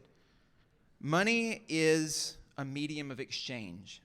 It's how human beings communicate and share value. It's an invention. It's a tool. It's not something that's physical and concrete. Now, one of the things about money is that it has to have certain kinds of features or qualifications or characteristics that make it what it is. Good money is generally scarce, it's portable, it's divisible, it's malleable.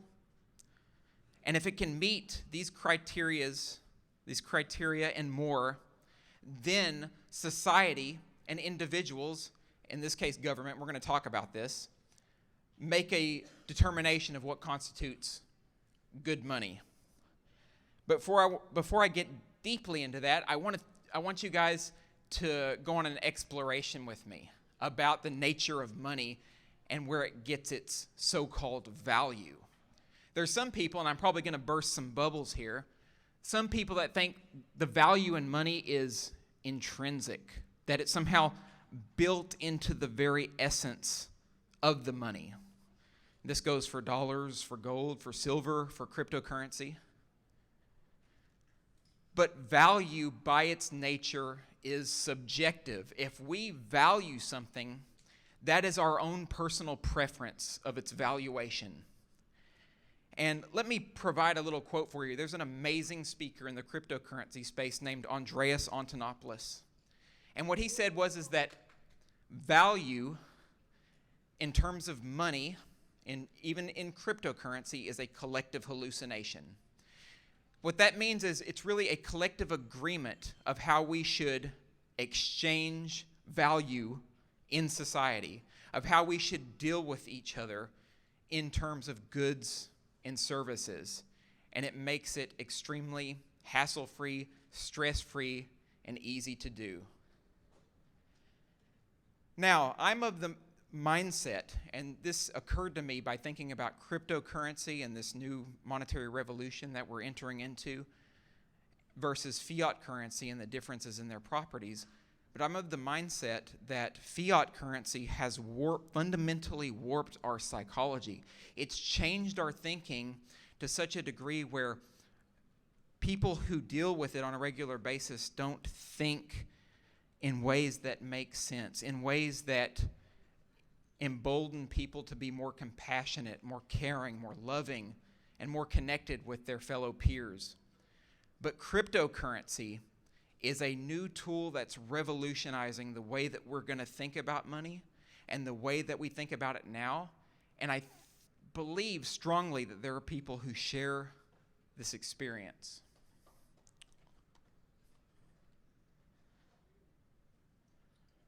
So let's talk about fiat money for a second, because I'm going to get into some experimental studies, and I'm not going to try to bore you with these guys. We're going to go through them fairly quickly. But I want you to see, not anecdotally, but observationally, the studies in this current culture, this current milieu that we find ourselves in. I want you to look at what kind of studies have been done on how money affects our psyches on a deep level. So here's the thing with fiat currency. First and foremost, fiat currency is controlled entirely by governments, right? Most of you are all aware of the atrocities and the nastiness committed by agencies like the central banking entities and Federal Reserve of the United States. These people who are involved in this apparatus can literally print a button or press a button and print out as much money as they want. They can type in a few digits in a keyboard and fill their own bank accounts, effectively extorting the population and hyperinflating the currency. So money, fiat currency, is intimately interwoven into this decadent, corrupt, nasty, broken system that affects us all on a psychologically deep level, right? It makes people hate money. Who here believes, and I really doubt that there's many people in this room right now that hate money, but who believes there's a lot of people who hate money? And what do we call these people? Communists. Right? There's people who believe that it's not just the want of money that is evil, but somehow the tool itself is evil. But just like guns, money is just a tool at the end of the day, unless it's wielded for nefarious ends, just like the federal government wields money. And what this does, it creates a master-slave dynamic, right? Imagine if you're the king, if you're the politician, if you're the president, and you get to print all of your symbols on this particular piece of money. If you get to print it out and you get to tell people, leveraging coercion, that you have to use this money or else, do you not think that's going to affect our psyche in a given territorial region if we are forced, basically enslaved, to use that money?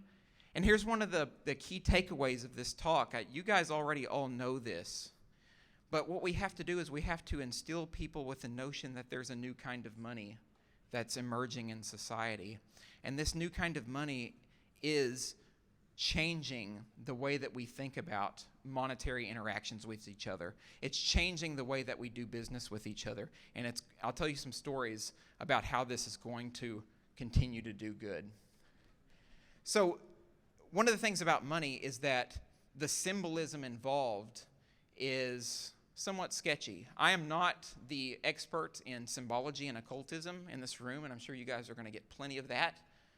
But we already know there's some references to various forms of the dark arts, occultism, Freemasonry, etc., that is embedded into the dollar. And I'm not here to get involved in any conspiracies or make any kinds of conjecture. I'm more interested in the what does it do? How does it affect us? Regardless of where it comes from, regardless of the reasoning, we know that rulers created it and made it, especially, and remember I'm talking about fiat currency, we know that it affects people in certain kinds of ways. And that's what I want to explore here with some of the next studies, and then we'll go on why I've come to this conclusion. So a lot of the people, I mentioned communists a minute ago, a lot of the people who really have a problem with money or they have some kind of concerns, there's this term, it's called chromatophobia. Chromatophobia just means a fear of money. Now, it's not an actual psychological diagnosis. You can't go to the psychiatrist and say, hey, this money scares me, and then they're going to hand you a diagnosis. That's not how it works. But a lot of people, I mentioned communists, a lot of people, not just communists though, have an innate uncertainty about money. They have an innate fear. And they think that people who are wealthy or rich are automatically evil. Who can jive with that? You've heard people talk about some people would even go as far as to say that if you have a lot of money, you're immoral, right? No reasoning whatsoever as to how they got the money, where it came from. If you have a lot of money, regardless, you're immoral. And here's the key insight to that. Where that came from is the fact that we're embedded in this clusterfuck of a system where these people can print as much money as they want and they get to have first dibs on it, right? So naturally, a lot of people are going to have their suspicions about money, but they're going to word it in a way that's as general as possible. But what's happening here is, in a way, they're not wrong, because the money that everybody is forced to use is highly controlled, highly regimented, and it's it's made certain that certain people have accessibility to it before everyone else.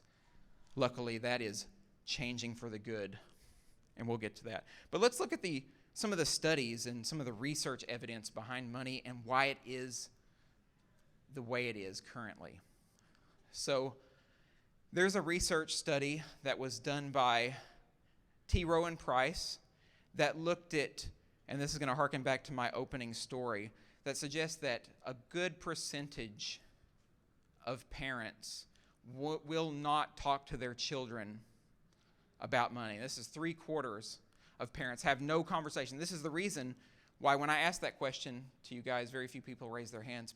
Parents feel uncertain and lost about sharing their ideas about saving money, about what money is, and how to get it or how to acquire it with their children.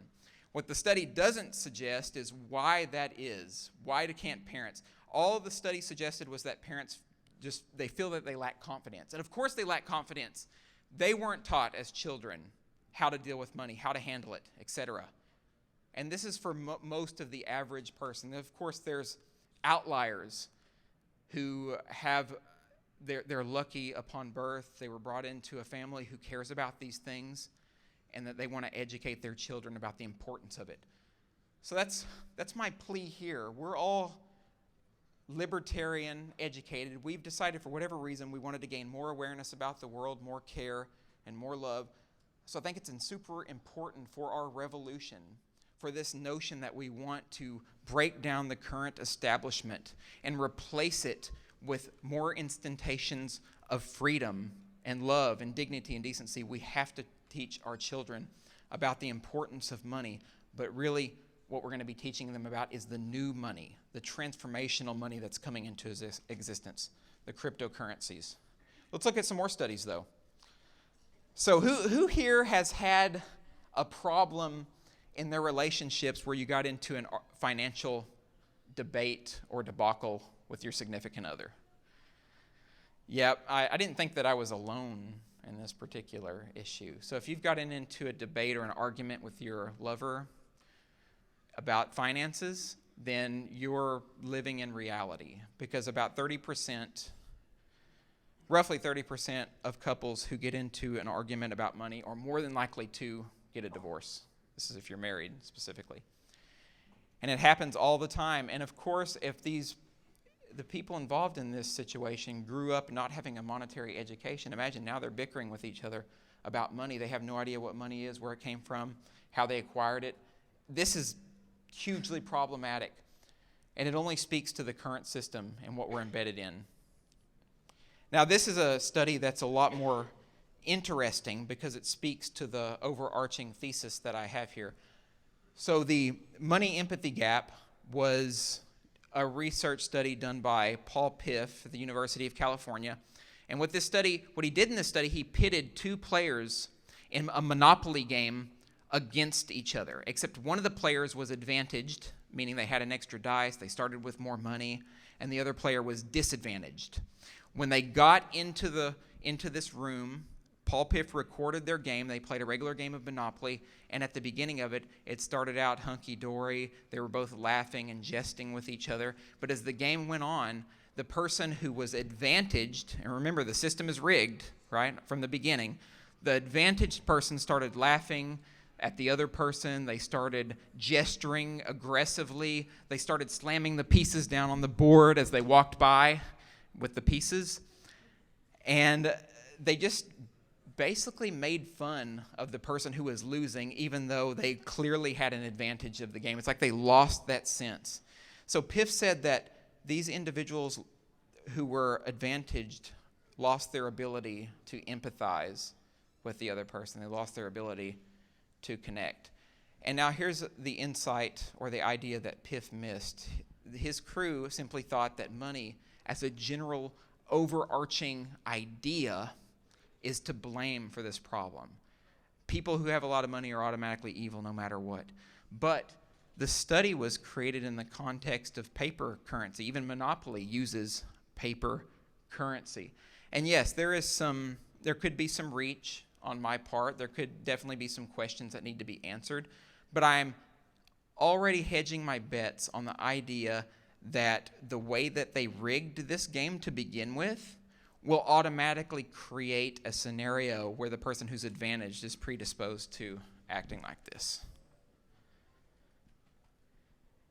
And the reason that I'm here today, and a reason that I think a lot of you are probably here today, as I've mentioned a couple of times already, we're entering into a new ecosystem. We are gaining access to a form of money that is not controlled by any particular individual. And even if it does get controlled, we can easily create, reproduce, and generate new kinds of money. And these kinds of monies are referred to as cryptocurrencies. Now, you guys have some familiarity with cryptocurrency? I would assume most of you, right? Okay. So some of the primary features of cryptocurrencies, we'll go over these just briefly. And these features, they really highlight the idea that this is a particular kind of money that will generate more freedom, will provide us with more psychologically sound way to interact with as many people as possible. So one of the key principles here is cryptocurrencies are decentralized. What this means is that in the cryptocurrency ecosystem, there's no central point of failure. There's no honeypot that a person can just use to steal a whole bunch of money from at one time or control the money from a centralized location. And again, even if that is possible with some cryptocurrencies, we simply engineer a new cryptocurrency where that problem doesn't emerge and doesn't crop up. Cryptocurrencies are also peer-to-peer, which means instead of relying on a third party to handle our money, i.e. a bank, a government, or even some type of private agency, I can hold all of my money and I can send it from me to Lynn, from me to this gentleman, without any kind of barriers to obstruction, without having to deal with any kind of third party. And this next feature goes along with it. Cryptocurrencies are also borderless, meaning if I want to send money from here to someone in Japan directly in a peer-to-peer fashion, there's nothing to stop me. You guys help me break this down. What happens if I go up to the MoneyGram or the Western Union and I try to send $1 million to Japan? What happens? Yeah, fuck yeah, I'm a terrorist now, right? I have to sign all kinds of forms, paperwork, the CIA, the FBI, Homeland Security. Everybody knows now that I tried to send $1 million to someone in an offshore location, and they're probably going to be interested, especially if it's a lot of money. Well, guess what? You can do that same transaction on a cryptocurrency or blockchain platform in the blink of an eye without having to worry about anybody being scrupulous in that moment and figuring out what you're trying to do. Sure, somebody can come back later and look on a blockchain and see that that transaction was made, but you're not having to fill out all your personal credentials on a piece of paper so some bureaucrat can see where you tried to send that money.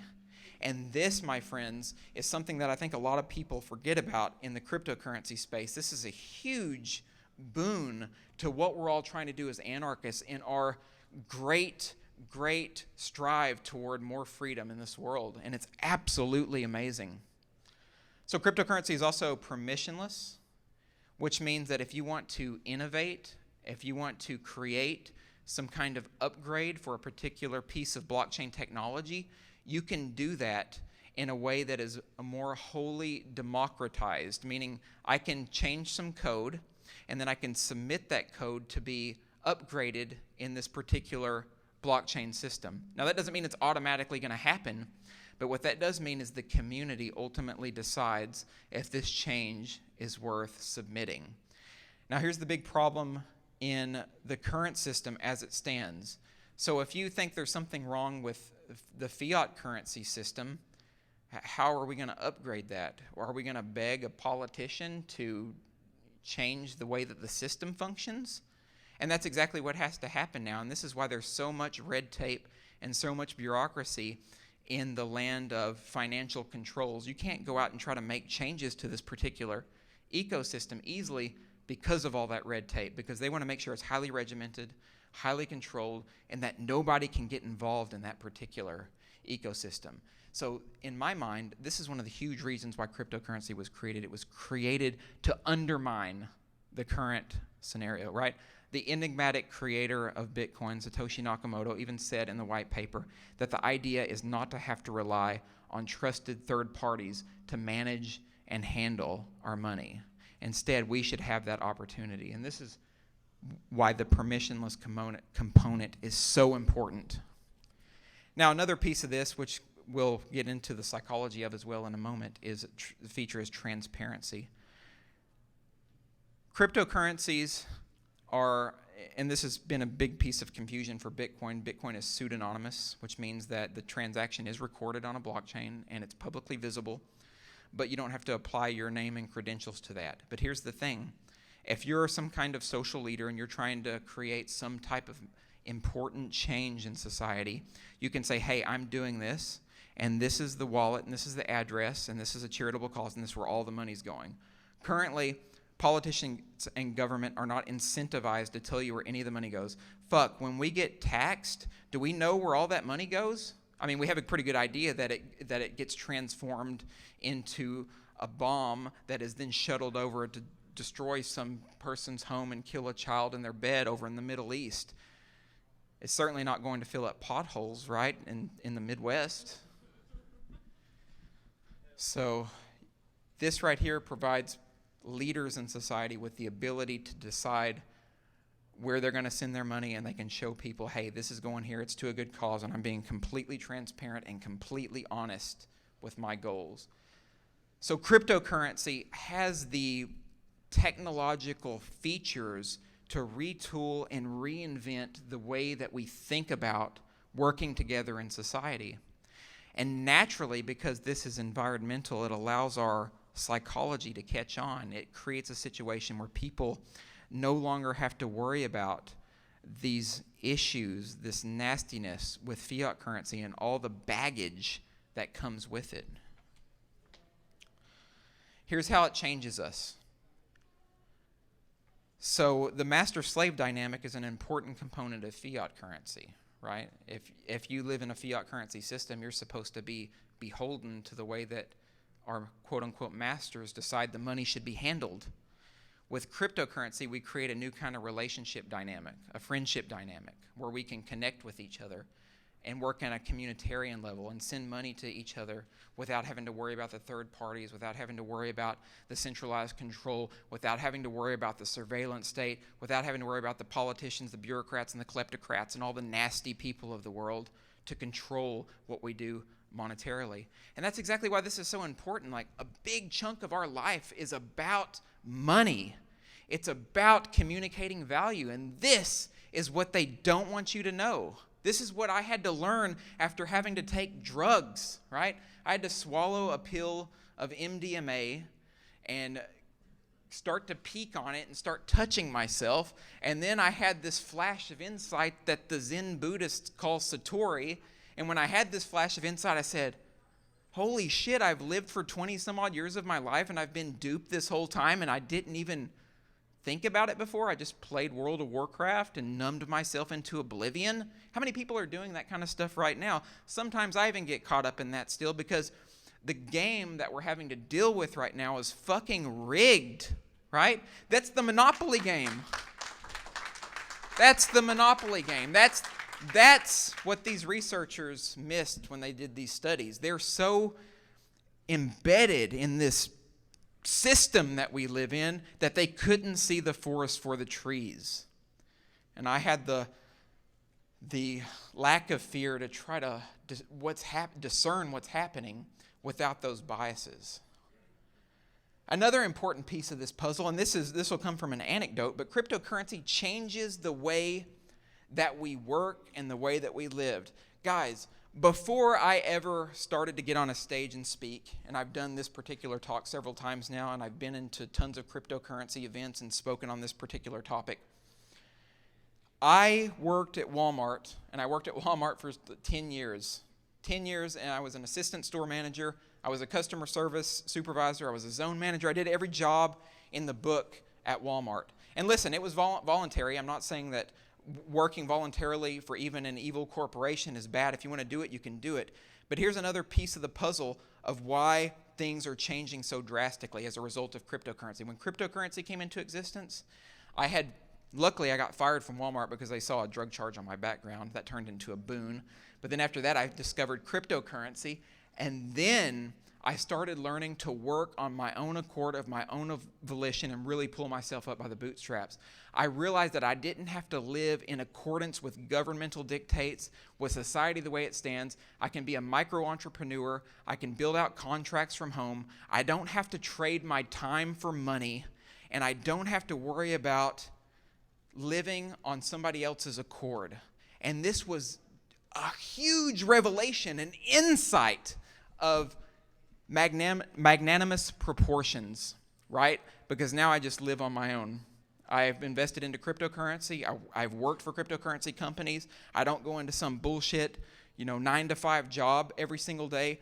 And this is what you call a fundamental shift of the way that we think about relationships, the way that we think about work and play, the way that we think about the state of the ecosystem.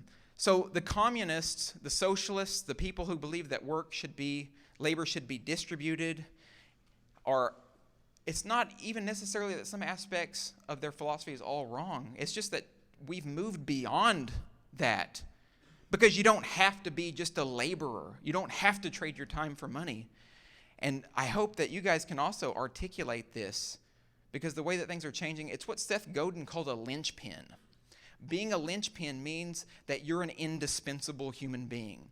And because you've cultivated your own skills, your own expertise, your own abilities, your own magnificence, you can do what you want to do, and you can live how you want to live. If this isn't psychologically novel, then I don't know what is.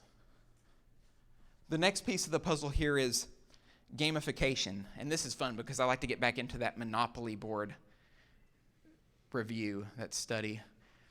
So in the Monopoly game, the game was rigged, right? It's not gamified in an equitable or fair way. However, if you're working in the cryptocurrency space and you like to use a cryptocurrency platform, I like to use Steemit as a representation. And Terry back here knows about Steemit, and Gina. Steemit is a platform where you can write blogs and then you get paid to write those blogs. This is what you call a gamified system using a token economic model. What that means is that you can write a post, a blog, and then the community votes on whether they like your content or not. I was an early adopter in Steemit shortly after I got fired from Walmart. And I did really well on Steemit in those early days without having to be beholden to any single person or deal with any kind of bureaucratic nightmare. And as a result of that, I was able to get into other work in the cryptocurrency community. But the big deal is it's gamified in a way that's fair, right? The reason I mentioned before a lot of people play video games and get into these other types of escape outlets is because they're fair, right? If you go to play some video game, generally the creators of that video game try to make it fair where you can actually win. How many people feel like they can win in this particular environment that we're in, where some certain group of individuals get all the cut of the money and all the leverage and all the power out of the gate? That's changed now. Because of cryptocurrency, we can fight that without having to do anything except start using these systems. And that's exactly what I did. So token economic models change the game of how we approach society. Now, I've talked a lot about psychology, but I want to get into why I believe cryptocurrency actually does change us neurologically. So when we use cryptocurrency systems, and this actually applies to all kinds of behavior, just living, behaving, acting, thinking, engaging, being, we actively work to alter our neural connections. We grow our brain, right? This is a concept in the field that's referred to as neuroplasticity. And this has just really been fleshed out over the last 2 decades, really just the last decade. What it means is as we live and we behave, our brain rewires itself. It changes to fit that new mold. I believe when I started engaging in the cryptocurrency space, I very clearly reshaped my brain to stop thinking about living in the current system and start living in the system that we're currently building, living in the non-system of tomorrow, living in the free, equitable, and agoristic system. That is what has happened and what will continue to happen as we continue to work with these systems. We're going to plastically change our brains, and we are doing that right now, to start thinking about the way the current system works and the way the new system is working. And I am a living, breathing example of that, and I'm sure, 100% positive, there's other people that are living in the same manner. It could have been done before the invention of cryptocurrency and other technologies, but this technological revolution has really invigorated this notion, and anybody can do it. You don't have to give up.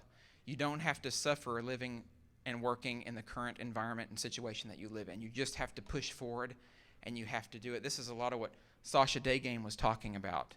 It's certainly about the focus. It's about the spiritual connections, the compassionate connections with other human beings, but it's also about that internal drive to change and a recognition that you want something better for yourselves. And I just think that's so important. In the field, in psychology, they also refer to this as nature via nurture. So if your environment changes around you and you positively and proactively try to change it, that will change your brain. See, the issue here is they tried to communicate this notion that it's actually nature versus nurture, that these ideas of environment versus the way that you grew up are at odds with each other, right?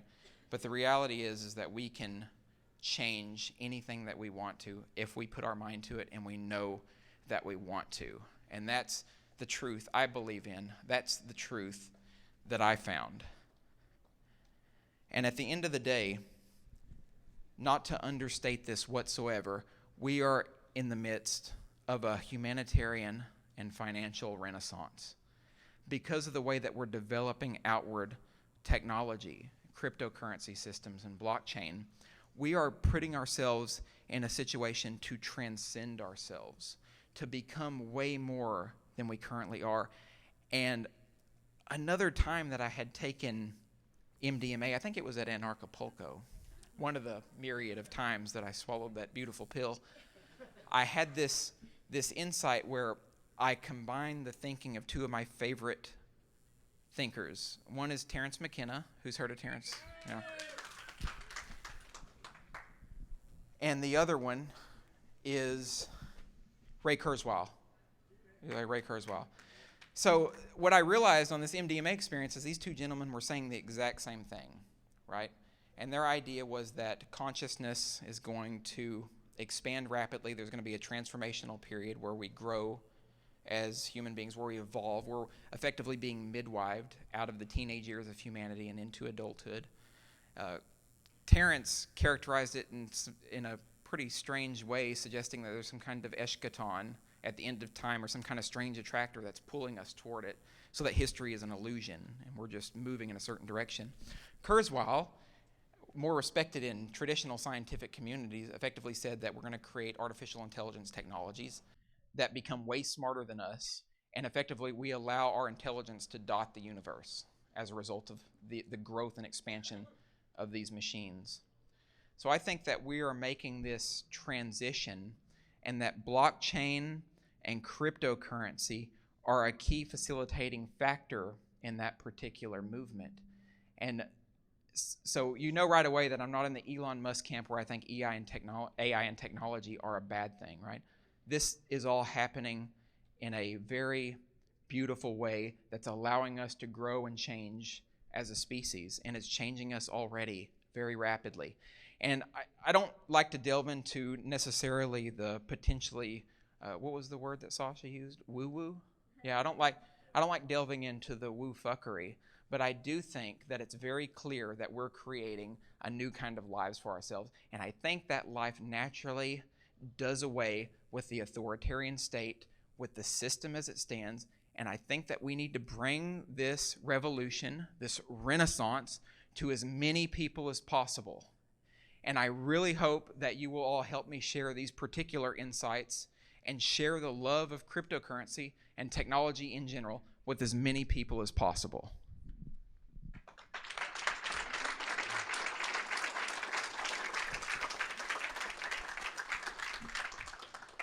I think that I probably have some time for some questions if anybody has questions. I'm not really sure where I'm at.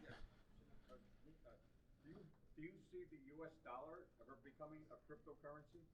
It'll be a game changer. Right. it's clear that governments have already looked into digitizing their currency. Russia had this notion of the crypto ruble. China has been in discussions. There's been oil-based coins in South America, and they're wanting to leverage this. But here's the thing: the gig's kind of up because what they're creating is not actually going to be a cryptocurrency. It's going to be some centralized shitcoin that they can completely and totally control, right? Because they don't want a truly decentralized currency to exist. But I think that might be the start.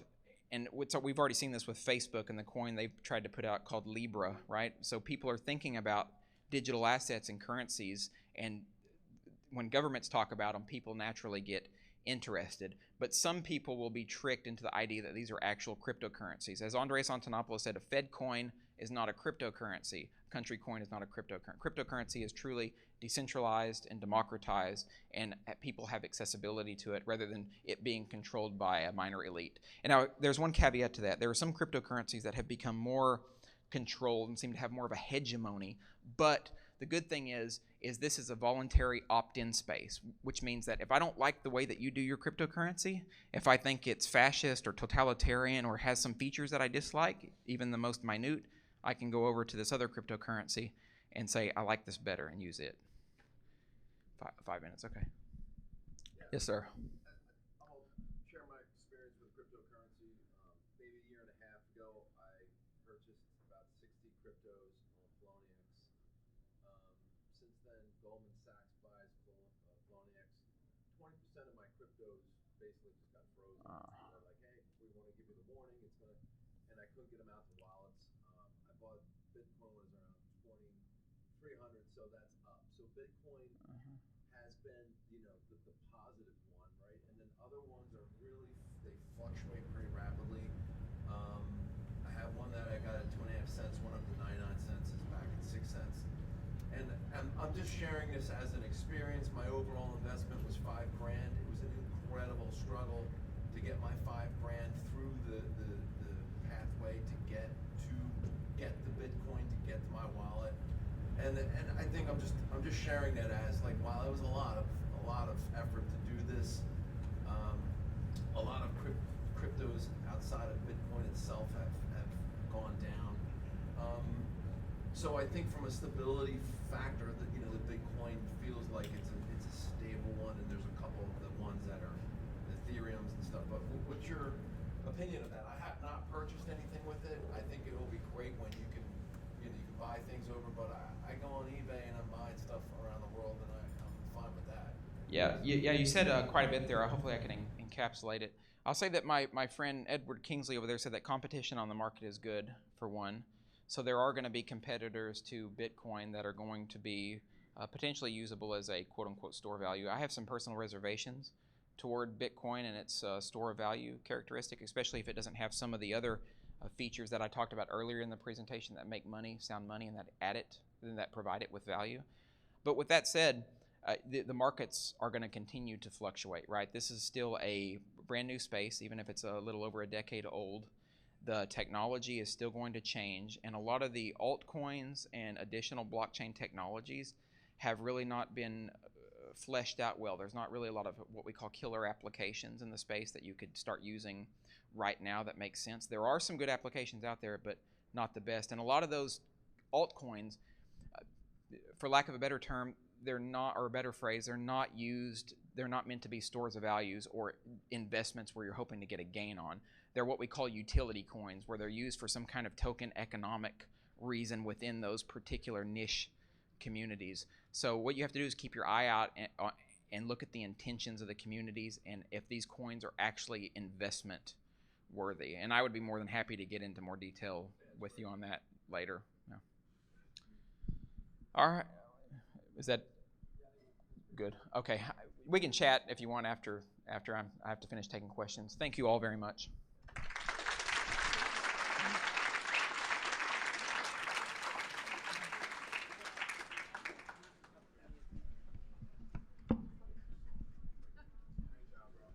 Thanks, man. Thanks a lot. Appreciate that, bro. Give it up one more time for Sterlin Lujan, everyone. It's my boy. Yo, Sterlin. I probably should announce this, but my significant other is going to be here later, and I want you to have a deep conversation with her about psychiatry and mental illness and stuff like that. We'll talk more about that on the panel. Hell yeah. Yep, that'll be on Sunday. So you're going to look forward to that. All right, so next up, is he in the room? He's here, right? All right, cool. All right, next up is one of my personal favorite speakers. He's like a crypto mastermind, this guy. He's been involved with Dash for a long time, and he just gets the space, similar to how Sterling does, and he's just somebody who can tell you everything you need to know about this and why it's relevant, because a lot of people don't understand the relevance behind it. They're just like, oh, it's some internet money, it's magic, you can make money off it. There's a movement behind this, and it was forged out of an ideal, and this man represents that ideal very well. Everybody, Chuck Williams.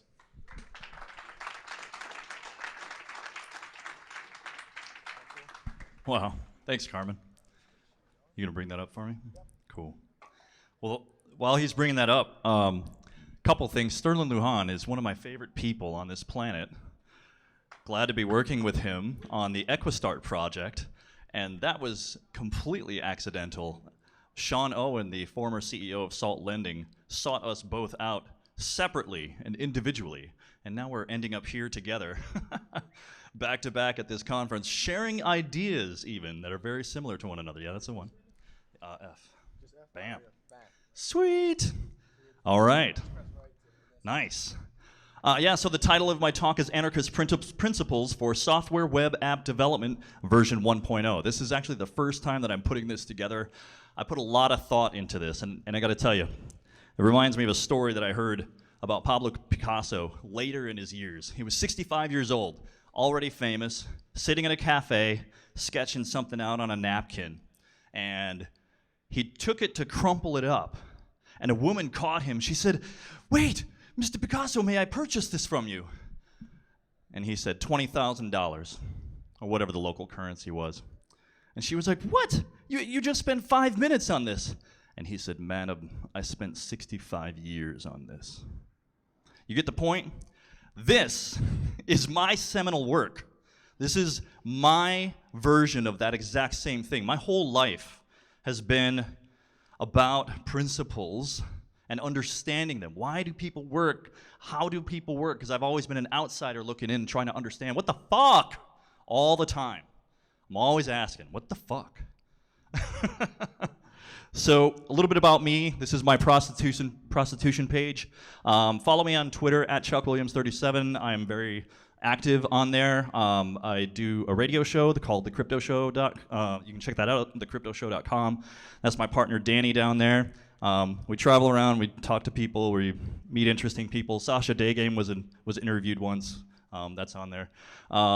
Equistart.io, my latest and greatest favorite project that I'm working with Sterlin and a number of other people, not only in the crypto space, but in various other industries.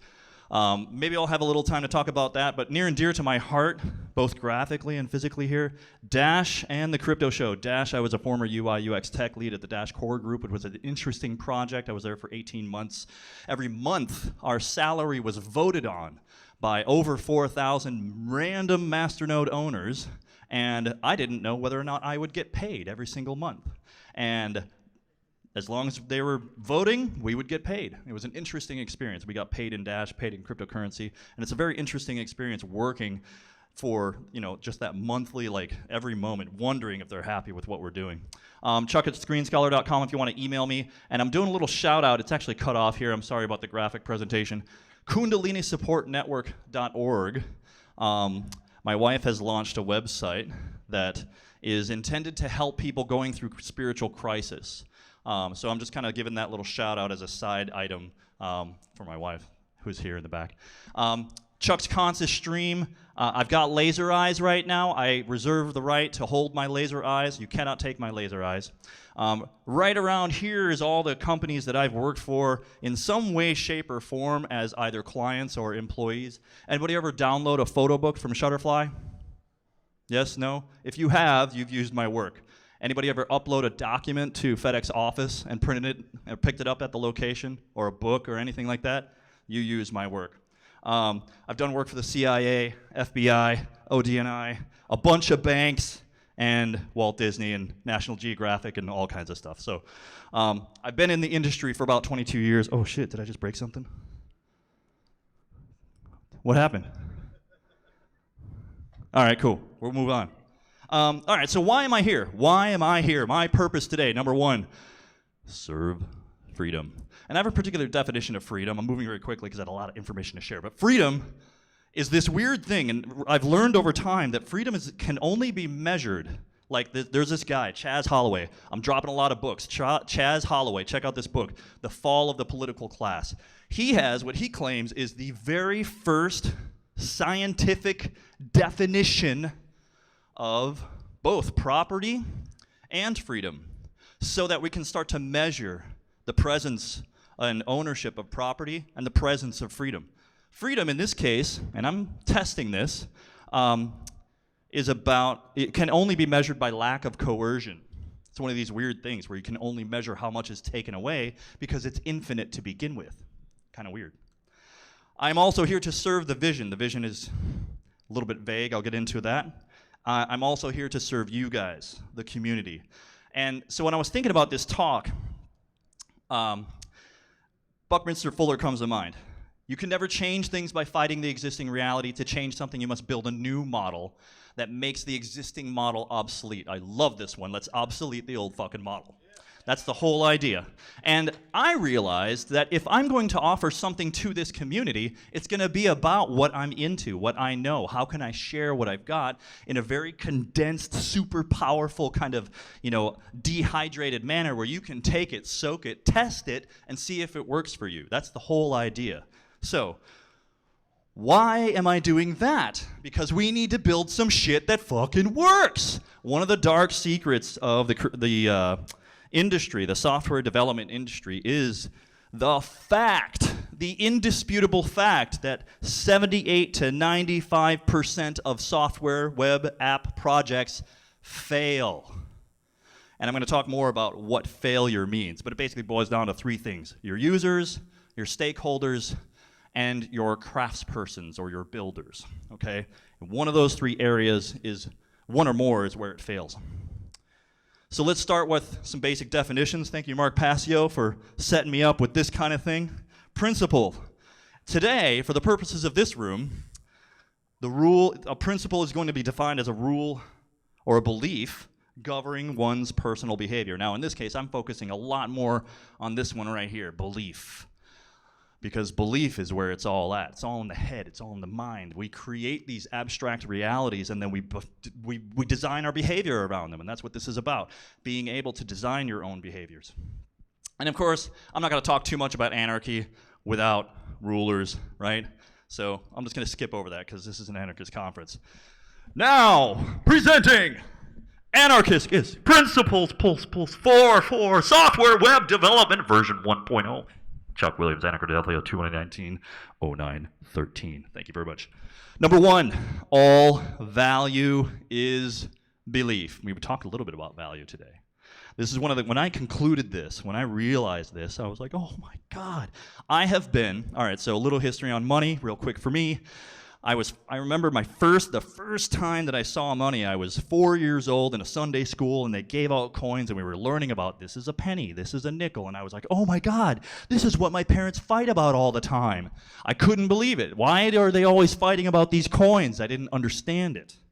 Well, what I came to understand later on in life is that what we love is what we value, and we have expectations in that love. We have expectation. We believe that there is something in there worth something to us.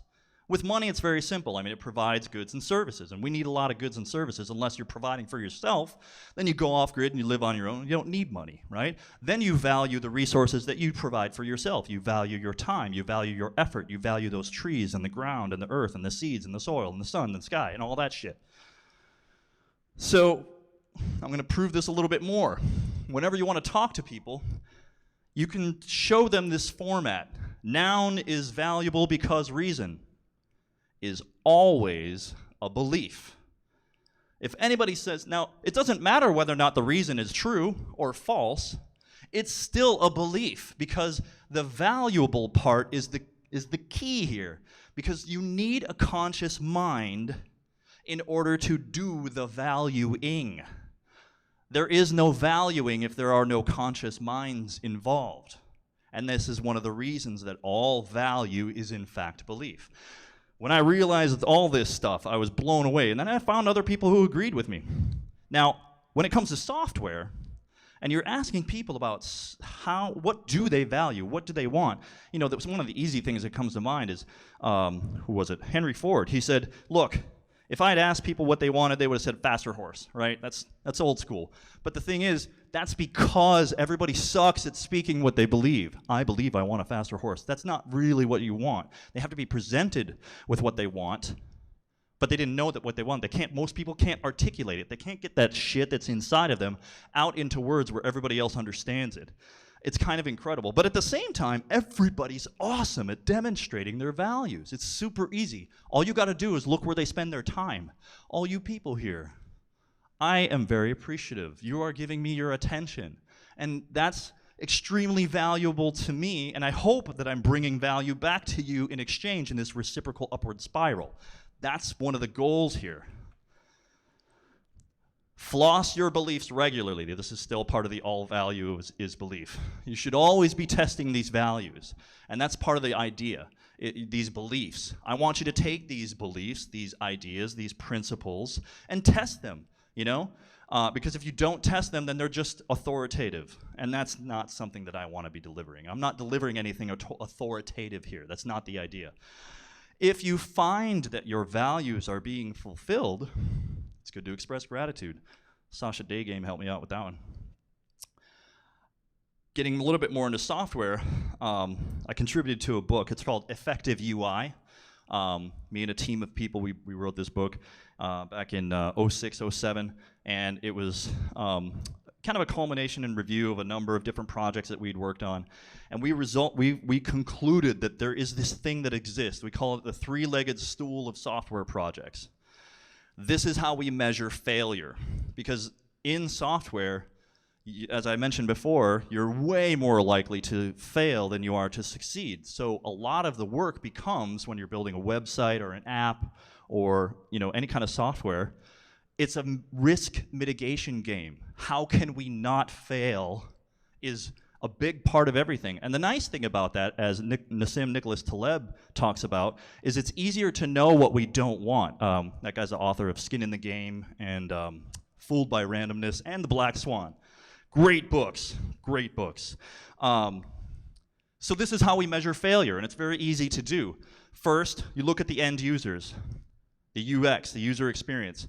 The one question you can ask them is, would they recommend it? You can do this on a scale of 1 to 5 or whatever. A lot of different ways to do this. But what you're measuring is the investment of the heart. Those users love your product.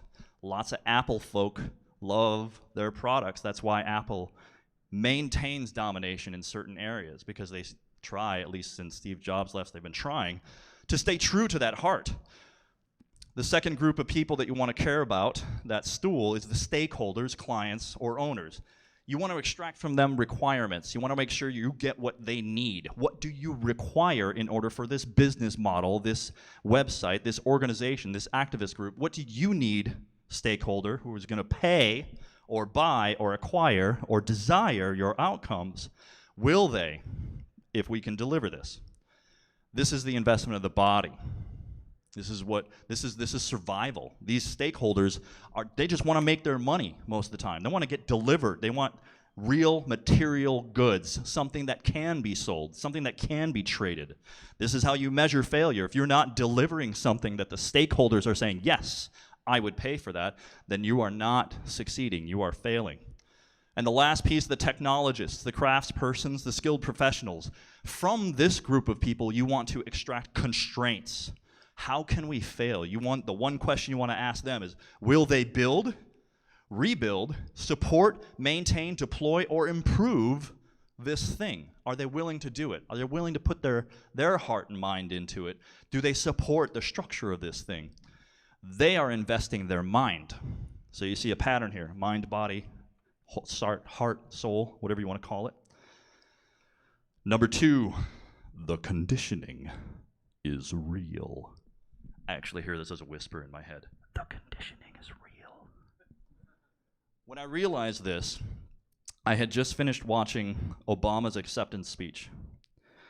And I don't think I've really watched any broadcast television intentionally since then, besides tennis with my father-in-law and shitty news. But the conditioning that I felt, I realized something. I was like, God damn, why do I feel so goddamn hopeful?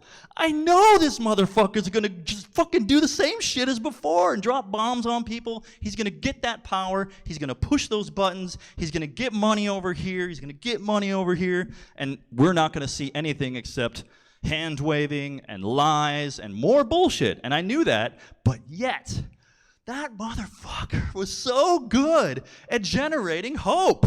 I'm like, why am I feeling this? Well, because I was conditioned to believe it.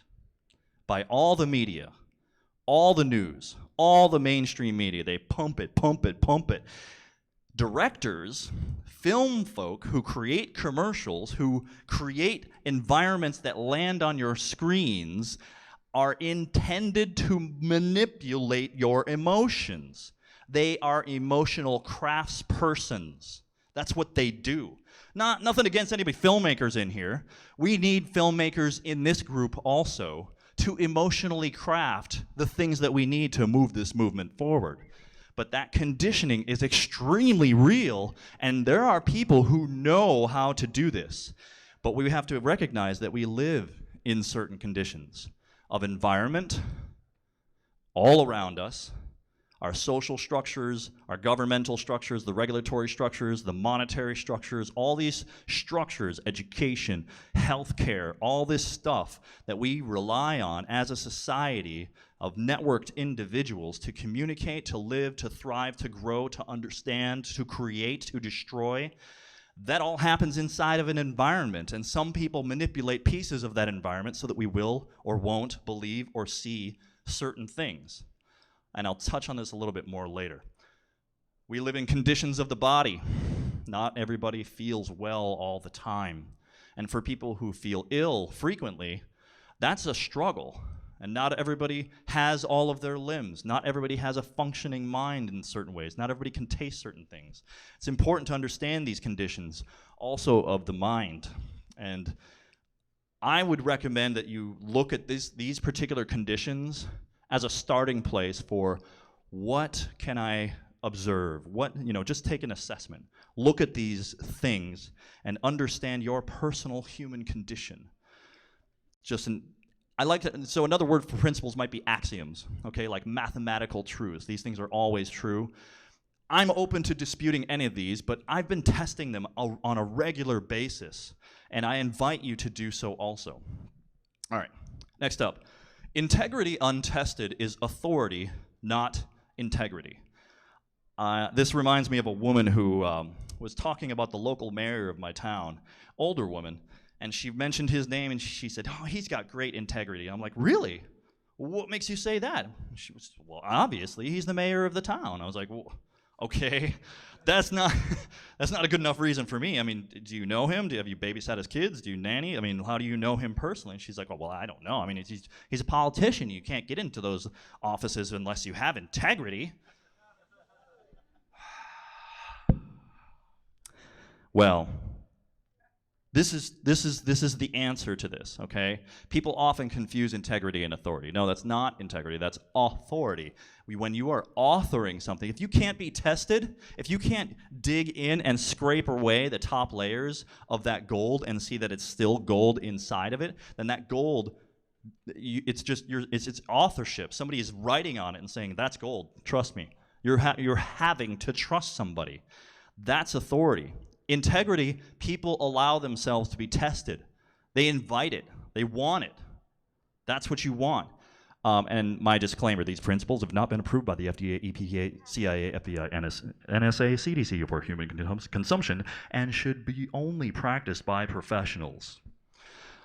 Asterisk.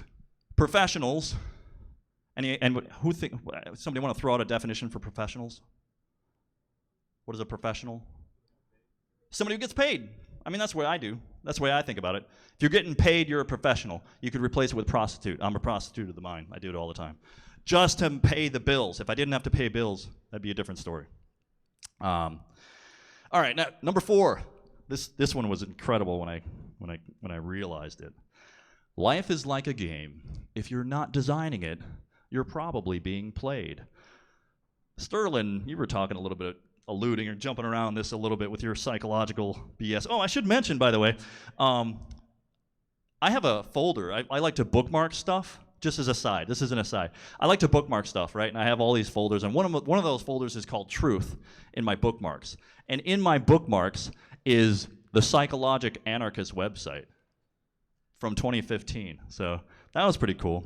Weird little circle there. Anyway, if you're not designing it, we can make choices about our environment, about our bodies, about our minds, and we can choose what to believe. And those choices that we make about beliefs, and I will say, I think the best beliefs are useful, pragmatic, and predictive. So if you're choosing a belief, ask yourself if does it have at least one of these 3 qualities.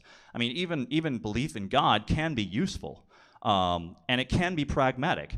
It may not be predictive, but I mean, that's a whole nother thing. Anyway, if you're not designing those perspectives, if you're not designing your beliefs, if you're not designing them, then you are being played in some other system. There is some other system, this environment. We have these walls, we have this mic, we have this exchange kind of going on. These are just kind of like some social structures and rules that we kind of set up with this environment and these bodies, okay? We didn't necessarily design this, but to some degree we participated in it. I mean, this wouldn't be happening without all of us here, right? So I like to think that we did this, that we created this space. This space would not exist without all of us doing this right now. So maybe we're not being played at this moment. All right. Next up, did I have anything deeper there? No. Number 5, there are always at least 3 options. Okay, in software, you make a lot of code decisions. You make a lot of different kinds of decisions. And a lot of times you get stuck. It's like, I don't know what to do. I don't know what to do. Where should we go? And everybody's like, we should do this. We should do this. I think we should do this. And everybody's debating about what they should do. And I got another principle about that one. But this one is, when you're making those decisions, you always have at least 3 options. Always. You can move toward the thing, you can move away from the thing, or you can do nothing. And in my opinion, the do nothing is way, way underutilized. We have this whole interventionist thing going on in our minds, and I think this is because we've been conditioned to do so. How many politicians say, we must do something? Could you imagine if a politician said, ladies and gentlemen, we have decided to do nothing. Right? That would be fucking incredible. I'd be like, fuck yeah, leave it alone. Thank you.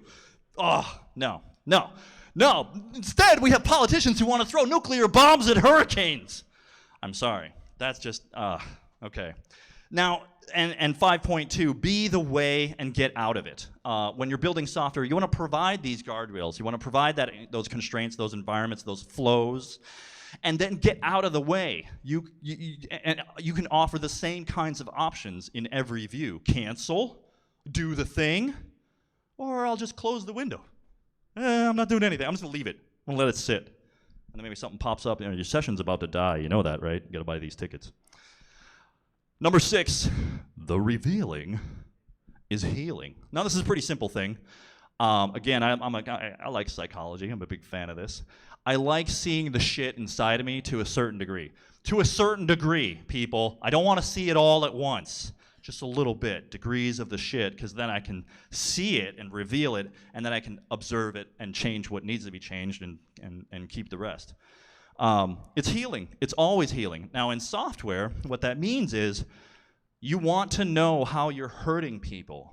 You want to know the pain that they are being inflicted. You want to know the annoyances that they're experiencing, what's being mandated to them that they're not able to accomplish. I got 5 minutes left. Holy shit, I got to burn through the rest of these. All right, I'm going to talk really fast. All right, the rest of them aren't too bad. I got through the really important stuff. Let's go through these. All motivation is EDSO. Endorphins, dopamine, serotonin, oxytocin. Endorphins, go for a run. Serotonin, do something on a team with a group of people. You only get it if you do it with a group of people and achieve success. That gets your serotonin. The dopamine you can get pretty much by doing a desire. It's the desire drug. You don't actually get dopamine releases after the win. It's right up to, if you see the apple in the distance on the tree and you're hungry, it's like you're gonna get that hit of dopamine. And then you get closer and you get a hit again, and then you just about to eat the apple, and that's when you get that last hit of dopamine. After that, it's just the other food hormones and that stuff. Oxytocin, deep love. That's the only way to get it. In software, you want to shoot for these, especially the D and the S. That's how you get that Fiero moment. Look up Jane McGonigal. She does all kinds of gaming stuff, gamification stuff. The Fiero moment is what you're after when you say, yes, I'm a genius. That's what you want to provide for them in their software. This next one, I want to hear it. I'll do it first. It goes like this. Networks, not hierarchies. Networks, not hierarchies. Networks, not hierarchies. This is the answer to any hierarchical control system that is manipulating people into doing the things that you don't want them to do. You offer each individual node in the system the opportunity to make the decisions that they need with all the information that they need just to do that. That's how Bitcoin works. Every node has a full copy of the whole blockchain, and you can start the whole Bitcoin experiment all over again with just one node. That's what makes it so secure. If the whole internet dies, guess what? It doesn't die. We can rebuild it. We can do it with mesh networks. We can do it differently. That's what really is cool about it. You guys want to try it with me? Networks? All right, on three. Wait, let me go back. Let me go. Ready? Networks, not hierarchies. Networks, not hierarchies. Networks, not hierarchies. Awesome. I wanted to hear that just one time. Thank you very much. All right, all decisions are emotional. I still get angry about this one. Where am I at? I got 1-2 minutes maybe? I'm going quick. All right. All decisions are emotional in nature. I was really, really pissed when I realized this because I'd already been a developer for a number of years, and some hot shit designer named Tracy Varnell came up to me. She's a shipboat captain now, by the way. And she said, all decisions are emotional, right? You know this, right? I was like, no, I didn't know that. As a matter of fact, I think emotions are a waste of time. She's like, well, you're wrong. And I was like, fuck. God damn it. So I had to go and research and look at people and do a whole bunch of fucking reading. And there's this thing called the limbic brain that I was just reminded by this book, Simon Sinek, Start With Why. Check that one out, it's a good one. The limbic brain essentially makes all your decisions. Did you know that if you remove those hormones, the EDSO, the dopamine, you will not desire anything? If you are able to remove dopamine from the system, you won't have any desire, and you won't do anything. Mice have died proving this. It's amazing. And all of the information that we get is just justifying those emotions most of the time. I would say over 80% of the time. All solutions are conscious, none are technical. In software, you have to solve human problems, not technical problems. There are so many technical problems that you can spend your time, you can waste your time, you can waste your money on.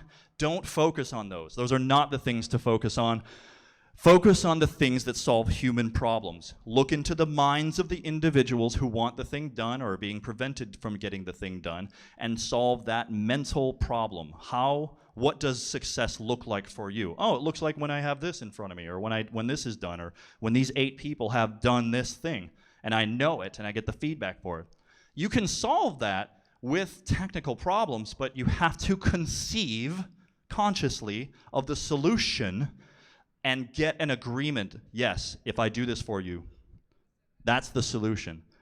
How you solve it with technology doesn't matter. This one kind of goes without saying here. Legality is not morality.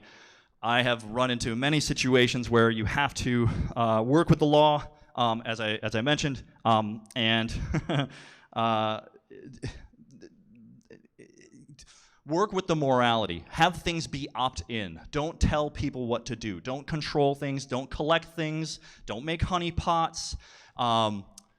keep things moral, and your software will be more attractive to the users, and you'll win on that front. Now, I'm going on number 12. I'll stop here. I have 23 of these. I'm going to post them online and hopefully share them with everybody. Hopefully you enjoyed what you got out of today. Yeah, maybe we can do it again or finish it tomorrow to some later. I don't know. Yeah, cool. Thanks. Pat's giving me like maybe a little time. I can come up and finish the rest of them. But yeah, I thank everybody for being here. I don't know if you're going to introduce the next person, right? I got a minute. How about this? Anybody want to throw out any questions? Because I'd love to talk about this stuff. Questions, comments, thoughts, considerations? Did I blow anybody's mind today? Yeah? A few? Couple? That's all I'm hoping to do. If I open your eyes and you see something new and you're able to do something different, that's awesome. So yeah, check out equistart.io. That's my current favorite project. If you're starting a business, this is my plug. Starting a business will help you start a business, okay? And we'll get you issued on the blockchain. We'll help you get all your stuff, your governing documents in a row, operating agreement, all that kind of stuff. You'll be able to start up a business just like that. Check out dash.org.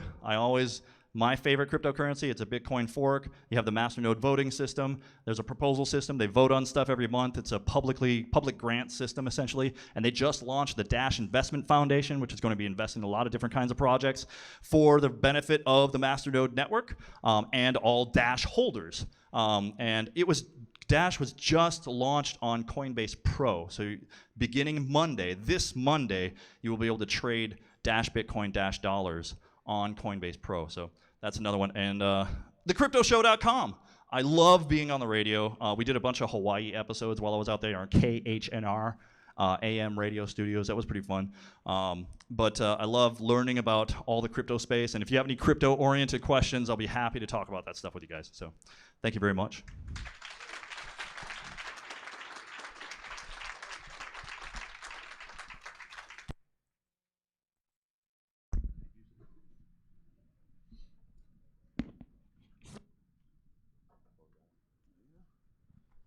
Let's hear one more time for Chuck, please. Oh,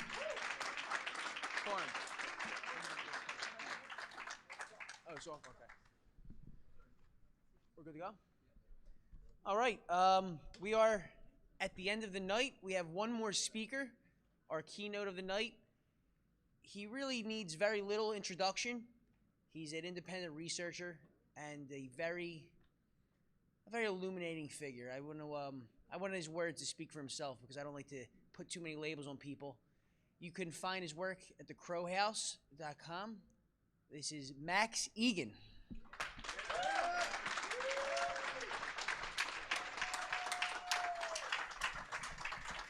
Thank you, brother. Nice to be here, folks. I'm always jet lagged when I speak in Philadelphia. I don't know what it is, but something about this town. So we'll just see, we'll start talking and see what comes out. I might just sit down if that's all right. I'm sort of getting old, so I like to get off the legs sometimes. Thank you, brother. Much appreciated. You all see me all right? It's okay. It's not a bar stool, but you'll get by. So yeah, move back a little bit. Get in the light. How's that? All good? Are we good? Beautiful. I don't know if that applies here. The whole anarchist thing, like, what is this? We come to do these things. What's it really all about, you know? What it's really about, I think, the whole problem that we face is a loss of self. You know, the biggest trick they ever played on humanity, was convincing people that the power lies with somebody else, when the power actually lies with all of us. You know, authority isn't actually real, it's just a concept. It's just an idea. You know, I was having a conversation actually out there in the foyer about gun control with someone. You know, someone was saying, do you really think that gun control is real? They're going to really go through with all this? And I said, well, you know, why do you even have the guns?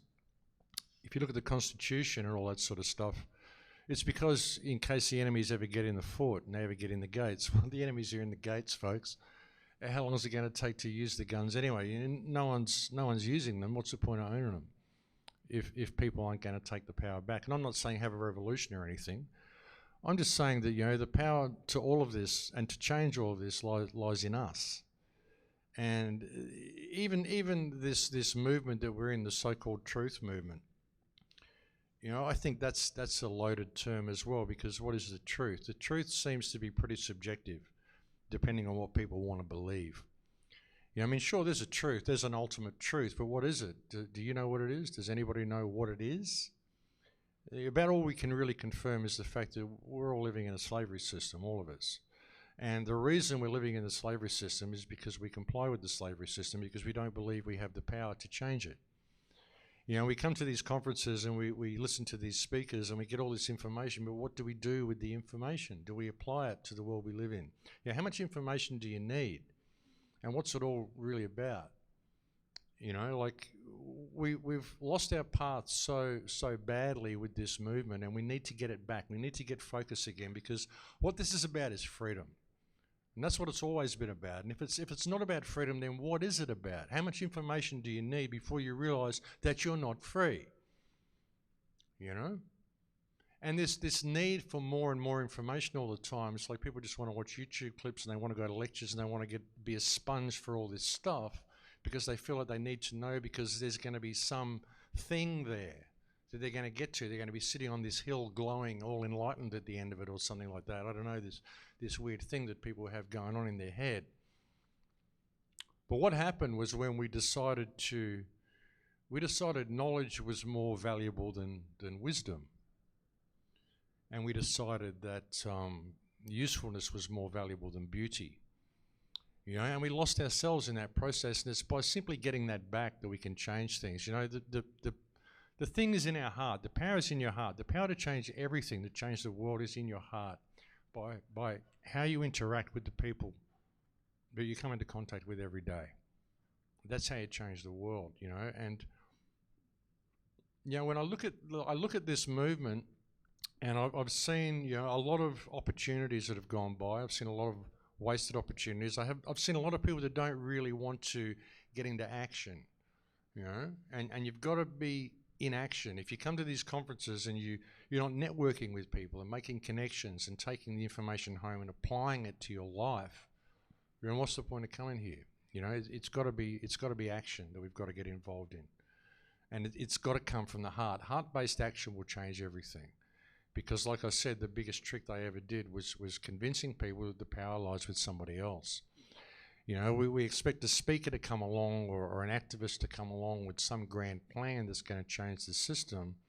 You know, a new idea, a new government, a new form of this. So even anarchy, I mean, anarchist, it's a great concept. Self-governance is a great concept. Is the human race ready to move into an anarchist state? Absolutely not. Because people aren't educated enough even to know themselves, to know how to govern themselves properly. You know, if you gave people the right to self-governance at the moment, they'd just take everything they could find because they thought it meant something. Even when people vote for change, they usually vote with their pocket. They vote for whichever politician has promised them the biggest tax breaks, or you know, how they think their life is going to be personally improved by what this person's going to offer them. And it's the whole concept that this person really has anything to do with their lives to begin with is the problem. You know, we're living in a people farm, folks. We're living in a people farm. You know, all these countries, all these governments, they all work together, and there's so much theatre here to distract us from ever discovering the power in ourselves to change the world in a day if we simply wake up to ourselves. You know, and that's what this is all about. That's what that's the meaning of anarchy really, is self-discovery, to know yourself. If you don't know yourself, how can you ever govern yourself? You know? And if we're not prepared to operate within our moral compass, like Marx says all the time, Marx probably here somewhere, like he says, we tolerate wrong behavior every day. You know, people think they're not part of the system, you know, and even the whole New Age movement, all this sort of stuff, you can't look at the negative, because where attention goes, energy flows. Well, you're giving your energy to this system through your tolerance of wrong behavior in every single action that we're doing every day. When we're paying our taxes, when we're abiding by all these rules and walking between the lines that don't really exist, except people told us they're there, and none of it supports human beings. You know, we've got to a society where the legal system itself is being inflicted against the people to basically discard them economically. That's what's going on. And we're just tolerating it. So, we're all part of it, and people are already part of the system, and no one is prepared to step outside that. So we're all giving our attention to that, even by not focusing on the energy. You're giving your attention to this negative energy by participating in their rules and using their credit cards, using their smart technology, all this stuff. Any Christians in the room? Any Christians in the room don't like witchcraft? Ever heard of scrying mirrors?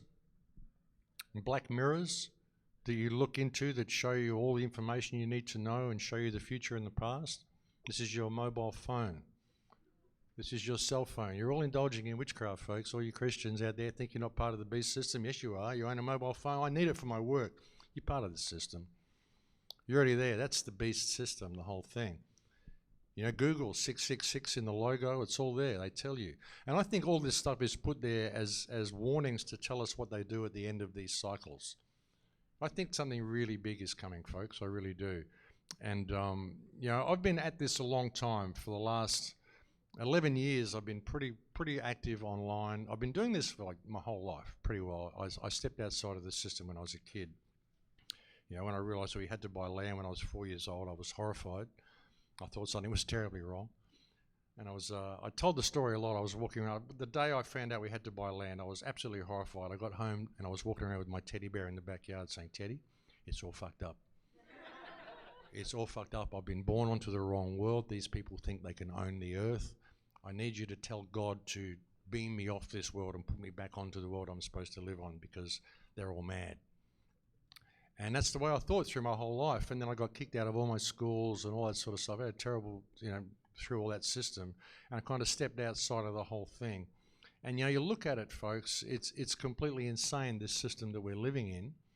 And it's all through our tolerance of wrong behavior. It's all through this economic system. And I think they've done it. Like I said, time and time again, I think they've gone through this. Is many people here familiar with my work? Some of the stuff I've done recently on ancient history and the fact that there was a civilization that existed before this civilization, folks, that existed right here, existed all around the world, and it was wiped out somehow. And it's not in our history books. And if you look at even the local history of America here, you'll find it around about 1880, there were things called foundling homes, and there were orphan trains. And they shipped orphans, about 200,000 orphans from east to west across America per year. They shipped 100,000 out to Australia, out to New Zealand, out to Africa, and they repopulated the world with children around about 1880. And all the stories that we see of all the witchcraft and all these things and the scrying mirrors and the sigils and all this stuff, I think that these stories exist as a warning to tell us that when this stuff comes about, they're about to do it again. Because you look at what the internet's become. The internet, it started off as something that supports us and helps us. But really what it is it's gathering data. It's gathering data from everybody. And we're getting to a point now where we're losing all of our life skills and we're transferring it all into the virtual world. I saw on a news report on a website just yesterday, 34 things that they expect will be gone soon that you won't be using. Things like car keys, things like keys for your house. It's all going to be digital. Everything's digital. It's all going smart. Everything's going smart. And it gets to that point that everything, our interface with reality, we have this digital interface between us and everyday actions. And then all I have to do is shut the power out. And then that's it. People won't know how to do anything. Kids these days don't even know how to plant a seed. You stick your finger in the ground, you put a seed in there, and you pour some water on it. It's not difficult to plant a seed. They need to read a book on how to plant a seed. You've got kids leaving high school working in hardware stores that need to watch an extraction video on how to operate a tape measure. This is seriously the level of our education. So you think about it, once it all becomes smart and it's all transferred over to digital, you've got these digital interfaces for everything, then they can simply lock you out of it. And that's how they control you as well, because people are scared of even losing their cell phone. When that cell phone is your access to your house and your access to your car and your access to your bank account and everything, and you get threatened for being locked out of it because of something you posted on Facebook 2 years ago. This is where we're going.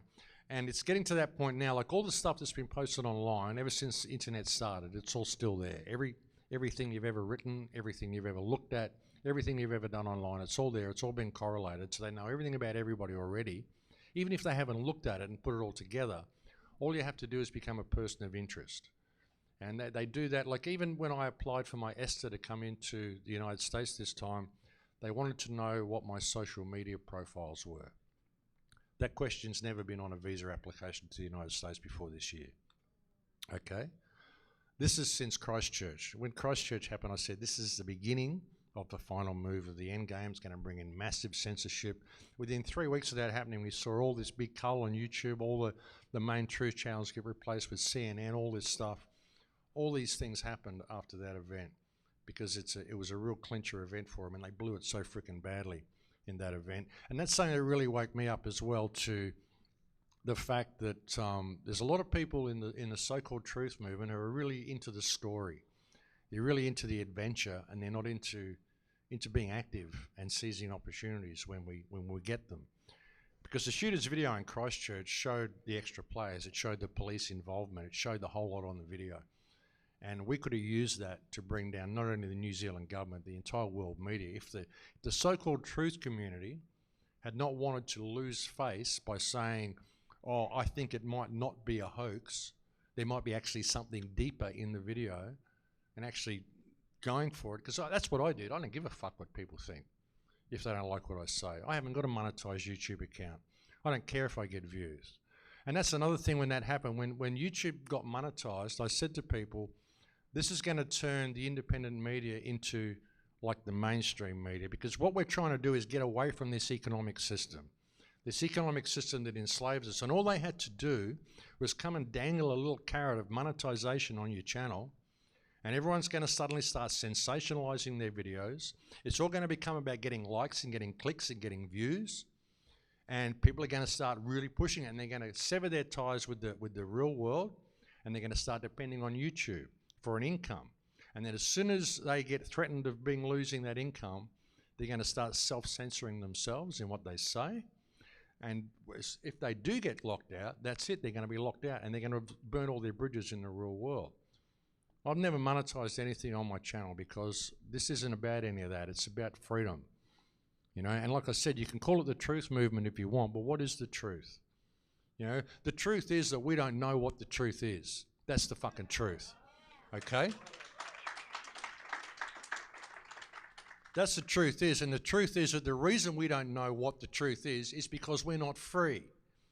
The reason all these rabbit holes exist and all these things are there to distract us is because we're not free. So let's deal with that issue, and then we might establish what the truth is.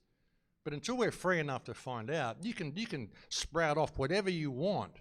But what you're doing is you're reinforcing your belief system and trying to inflict it on someone else to get confirmation for your belief system, so you can stand there and say, yeah, I've got the truth. When the truth is you don't fucking know. You know, and this is about freedom, is what it's about.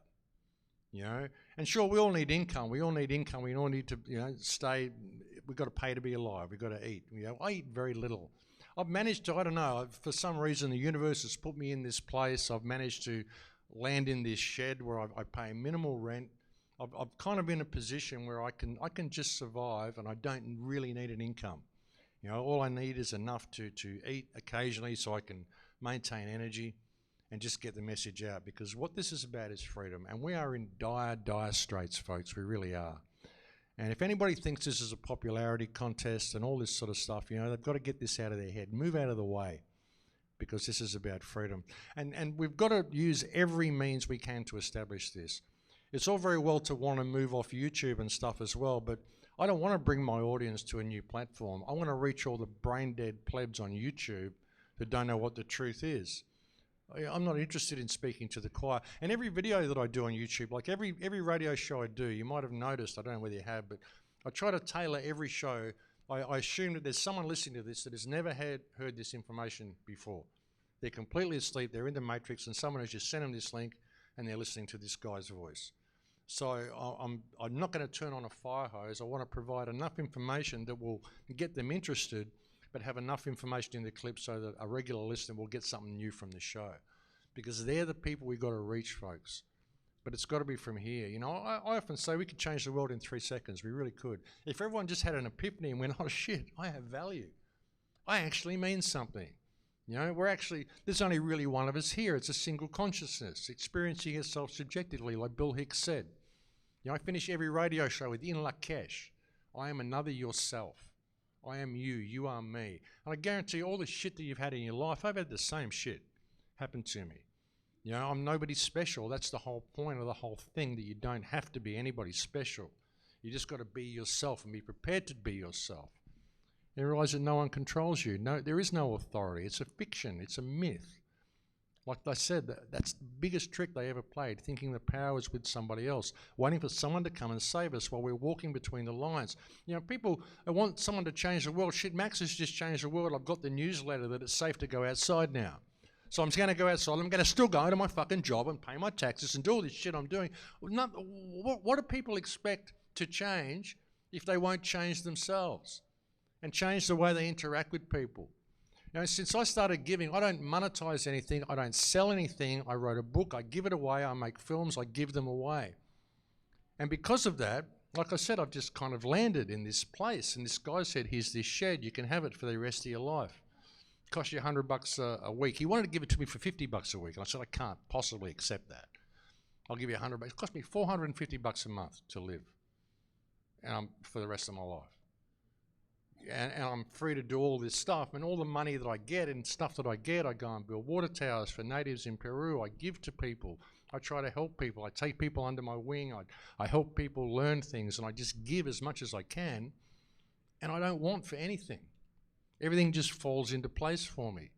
It's just, that's the way the universe works, because it's all an emotional mirror. The whole thing is an emotional mirror. You know, and I've changed my life by realizing that. You know, my life was a train wreck. I was my own worst enemy because I didn't believe in myself. And as soon as I changed that and I realized it was an emotional mirror, my whole life changed. If everybody did that and realized the true value of themselves, we could literally change the world in 3 seconds. We could. You know, if everyone just simply stopped complying with the system and changed their moral compass, we could change it in a day. You know, and if we got control of the education system, maybe we'd get somewhere with all this. I mean, that's we've got so much to you know, so many battles to fight, and we're being attacked on so many fronts. You know, but all of these things, I believe, are all a distraction from this, because as soon as you change this, the world changes around you, and if everybody did it, it'd be a ripple effect, and the world would change in a day. It's just no one's prepared to do it. I won't do it until I see someone else doing it. You know, you never get people to do that. But what you're saying is, no, you'll never get me to do that until I see someone else doing it. You know? But it's got to start here. If it doesn't start here, where does it start? You know, and when are people going to realize that what this is about is freedom? You know, don't tolerate wrong behavior, folks. Don't tolerate wrong behavior from anyone. And we tolerate it from our governments all the time. You know, all the time. And we can do what we can. But you've got to get active. People have got to get active. Get out and speak to people, meet people, help people. You know, do stuff like I'm doing, like what Mark's doing, like what Benny's doing, like what the guys who are running this place are doing. Just get involved. Get involved with people, folks. That's where the answer is. That's where the decisions are. And it's all with you, all of it. How am I for time? I've got no concept of time. I've got 5 minutes. I got a lot of stuff rattling around in there. You never know where it's going to go. But that's where it's got to start, folks. It's got to start with us. So, you know, even when you come to these conferences, you know, network with people, folks, because if you come here and you think, gee, I've made a difference because I went to that conference, no, you haven't. You know, you haven't done shit. You've got to come and get the information. You've got to apply it to your life is really what you've got to do. And support the people around you. Make a change in your own community with the people that you interact with every day. And trust me, the power of giving is incredible. It really is. Yeah, but don't give because you think, gee, if I do this, Max said if I give everything, the universe will look after me. No, you just fucked up right there because you think you're going to get looked after, you know? You know, I've always lived by the rules that there is one law of creation, which is unconditional love and service to creation, which is not service to others at the expense of yourself, not service to yourself at the expense of others, not service to the earth at the expense of people, and not vice versa. Service to all creation. You know, life is a wondrous thing, folks. It's an incredible experience. You know, and all these little conspiracy rabbit holes that we go down, all these little aha moments we get when we think we've discovered the truth and all that sort of stuff, it's all irrelevant. The only truth you'll ever know is yourself. And the only way you're ever going to really do that is to have no stake in the outcome of any of this. You're only here for a breath. I've often said, what if this is a soul test? This is where you come to actually learn what you're really worth for what actually comes after. And what you have to be prepared to do is to be able to face infinity without flinching. Because you don't know what's coming next. And you see something there, oh, now I know. No, you don't. Because you don't know what's around the corner next. You know, you haven't got to that place yet. We all think we're getting to this place, you know, the journey to Ixtlan, as Castaneda called it, that journey to enlightenment. You know, people go on this path of wanting knowledge because they think they're going to get to this place where they're this incredibly enlightened being and they know all and they see all and all this stuff. Doesn't happen, folks. The journey is the place. And there's no shortcuts. You have to make the journey, and that's called life. You know, and it's whether you have a stake in the outcome of all this sort of shit. And why would you? Why would you even be scared of death? It's the only thing that you're guaranteed to do while you're here. And this life is so freaking short. I tell you, folks, I'm 62. I remember when I was 4. I remember stuff I remember being a teenager. It was just a couple of months ago. I remember it all. I remember my life so clearly. I've done so much shit, but I remember it all. It's such a short breath.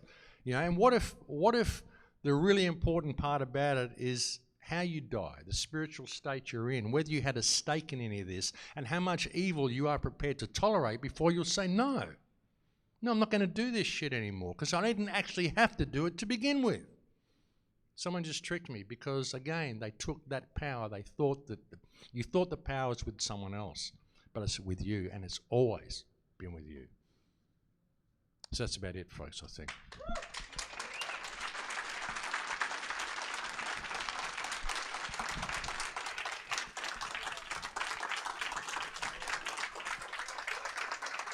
And I think, thanks guys. And I think I have a workshop tomorrow, I think. I don't know what the time is yet. We're going to work that out. And there's a panel and something, and another panel on the following day as well. Thanks, folks. Thanks for listening.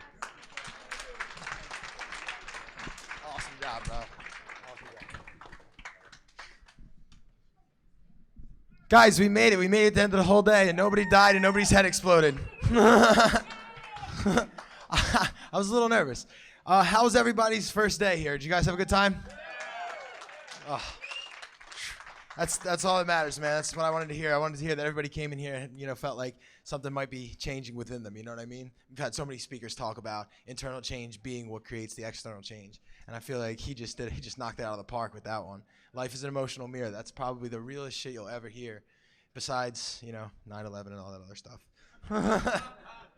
All right, so what we're going to do now is we have for those who purchase tickets and for all of the speakers, we're actually going to divide the venue. This side with the tables is going to be for the speakers and the people who did the dinner. And then this merch area / other vestibule is just for everyone else to hang out. And then that's going to be an hour. And then after that, we're going to have a hip-hop show that's going to go all night. We got a bunch of crazy rappers in the green room back there, you know what I mean, getting hype. They're like hyping each other up. They're like looking in the mirror like, yeah, I'm going to kill this shit. So it's going to be a good time. We're going to get the lights going, and it's going to be fun. So stick around for this next hour, and we're going to put on a nice show for you guys. Thanks for coming. I left my joint. Whoops.